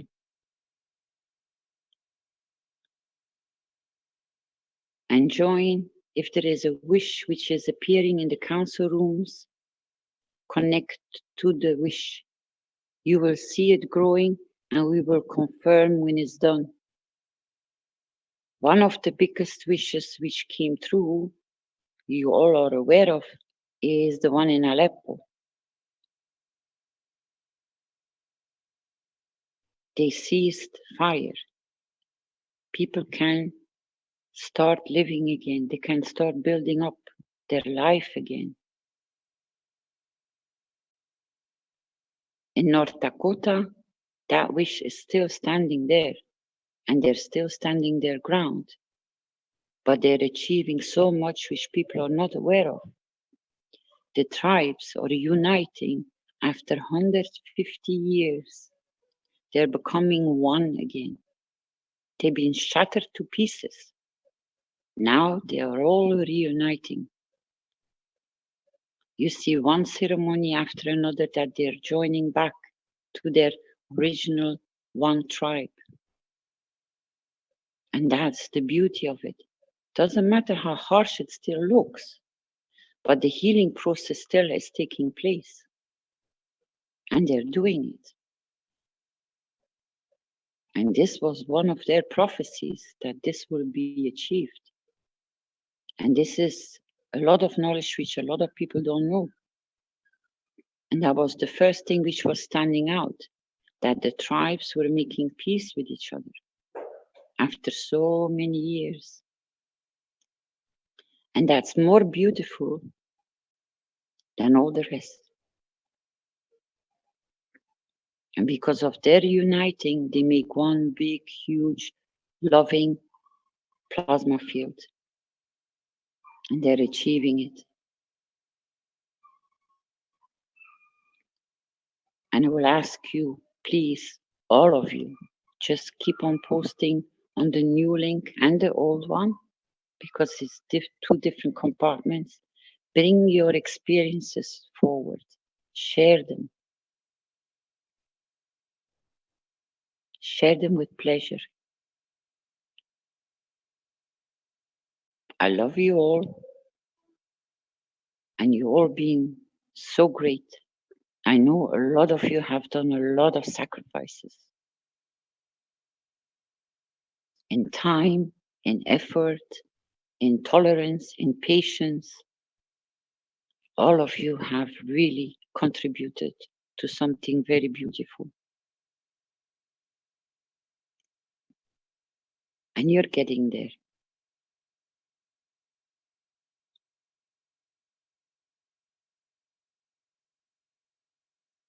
And I thank all of you.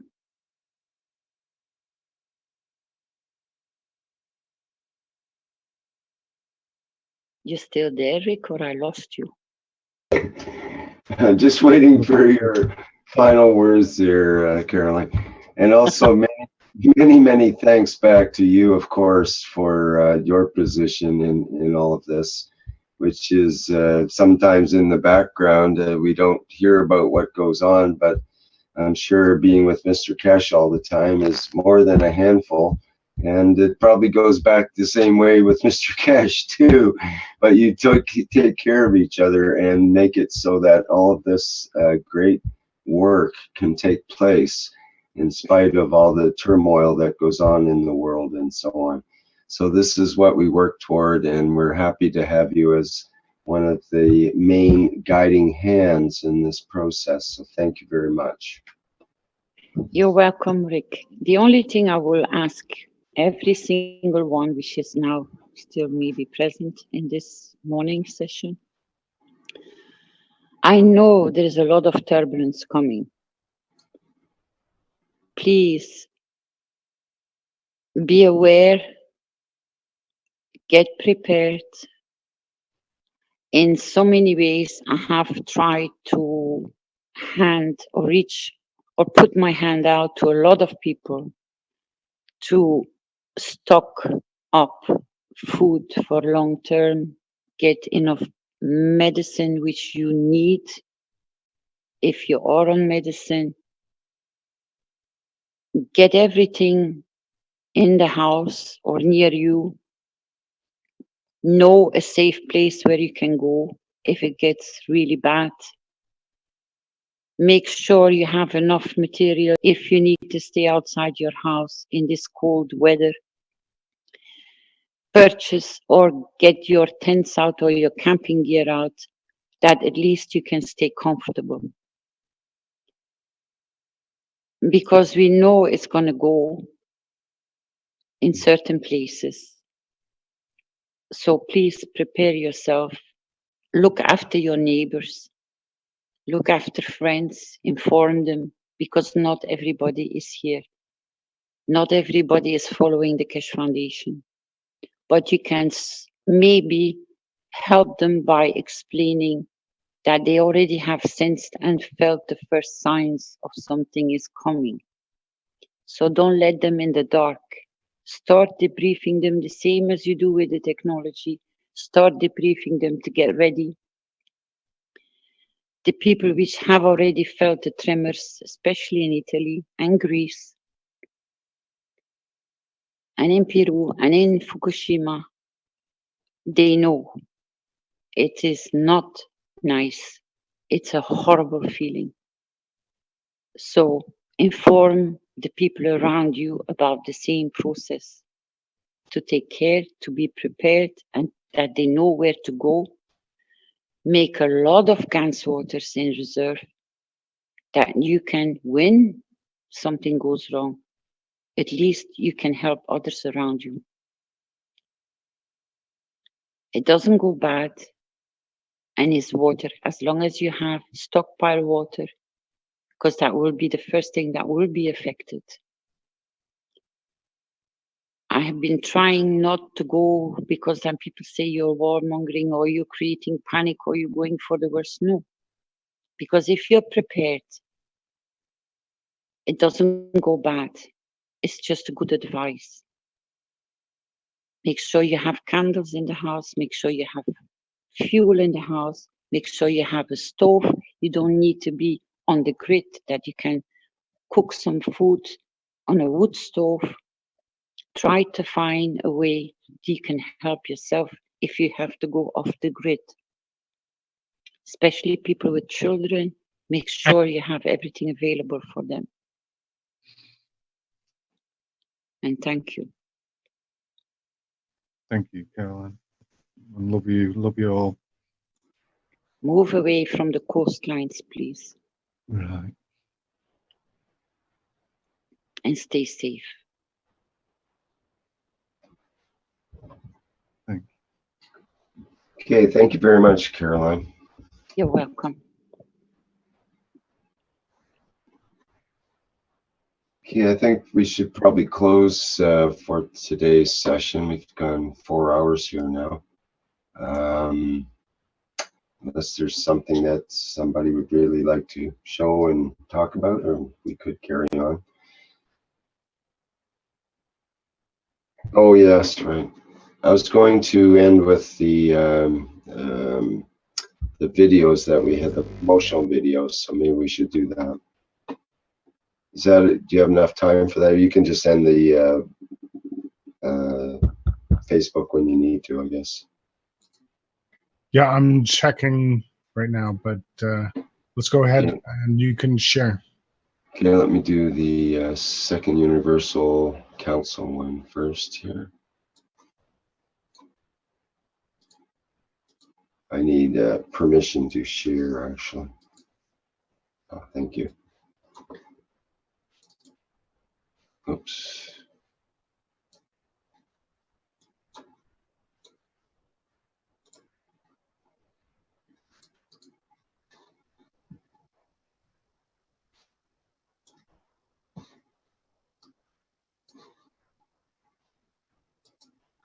The Keshe Foundation is proud to announce the Second Universal Council and Second Science Conferences, which will be held in Rome March 27th through 31st, 2017. If you're interested in attending both or either conference, please go to www.keshefoundation.org and click on New Web Shop at the top of the home page. You can attend the conferences as an audience member or participate as a science conference presenter. Presenters will be allocated 1 hour to present products and innovations in Keshe plasma technology in any of the following categories: space technology, health, materials, energy, agriculture, transportation, the environment, GANs and nanotech, and any other area that applies. Foundation distributors and manufacturers will be attending the conference, affording you the opportunity to build relationships to promote and market your products. The full package price for both conferences is €1,650 per person, which includes daily attendance to the conferences, 6-night stay in Rome, as well as breakfast, tea, and lunch on the days of the event. Accommodations for this package is based on double occupancy. Check-in on the 26th of March, check-out on the 1st of April. The full package price for 2 persons for both conferences is €3,300, which includes daily attendance for 2 persons, 6-night stay in Rome, as well as breakfast, tea, and lunch on the days of the conferences. Accommodations for this package include a twin room with a king-size bed. Check-in on the 26th of March, check-out on the 1st of April. You can stay additional nights if you wish at a cost of €175 per night per person. A single ticket for those who wish to only attend the Universal Council Conference, which takes place on the 27th and 28th, is €750, which includes the price of admission plus 2-night stay in Rome in a 2 single-bed room, as well as breakfast, tea, and lunch on the days of the event. Accommodations is based on double occupancy. Check-in on the 26th of March, check-out on the 29th. A 2-person ticket for those who wish to only attend the Universal Council Conference is €1,500, which includes the price of admission plus 2-night stay in Rome in a hotel room with a king-size bed, as well as breakfast, tea, and lunch on the days of the event. Accommodations is based on double occupancy. Check-in on the 26th of March, check-out on the 29th. A single ticket for those who wish to only attend the Universal Science Conference, which takes place on March 29th through March 31st, is €1,150, which includes the price of admission plus 4-night stay in Rome in a 2 single-bed room, as well as breakfast, tea, and lunch on the days of the event. Accommodations is based on double occupancy. Check-in on the 28th of March, check-out on the 1st of April. A 2-person ticket for those who wish to only attend the Universal Science Conference is €2,300, which includes the price of admission plus 4-night stay in Rome in a hotel room with a king-size bed, as well as breakfast, tea, and lunch on the days of the event. Accommodations are based on double occupancy. Check-in on the 28th of March, check-out on the 1st of April. If you would like to attend and prefer to make your own arrangements for accommodations, the price of admission to either conference is €200 per day. We look forward to meeting you at the Second Universal Science and Council Conferences in Rome, 2017.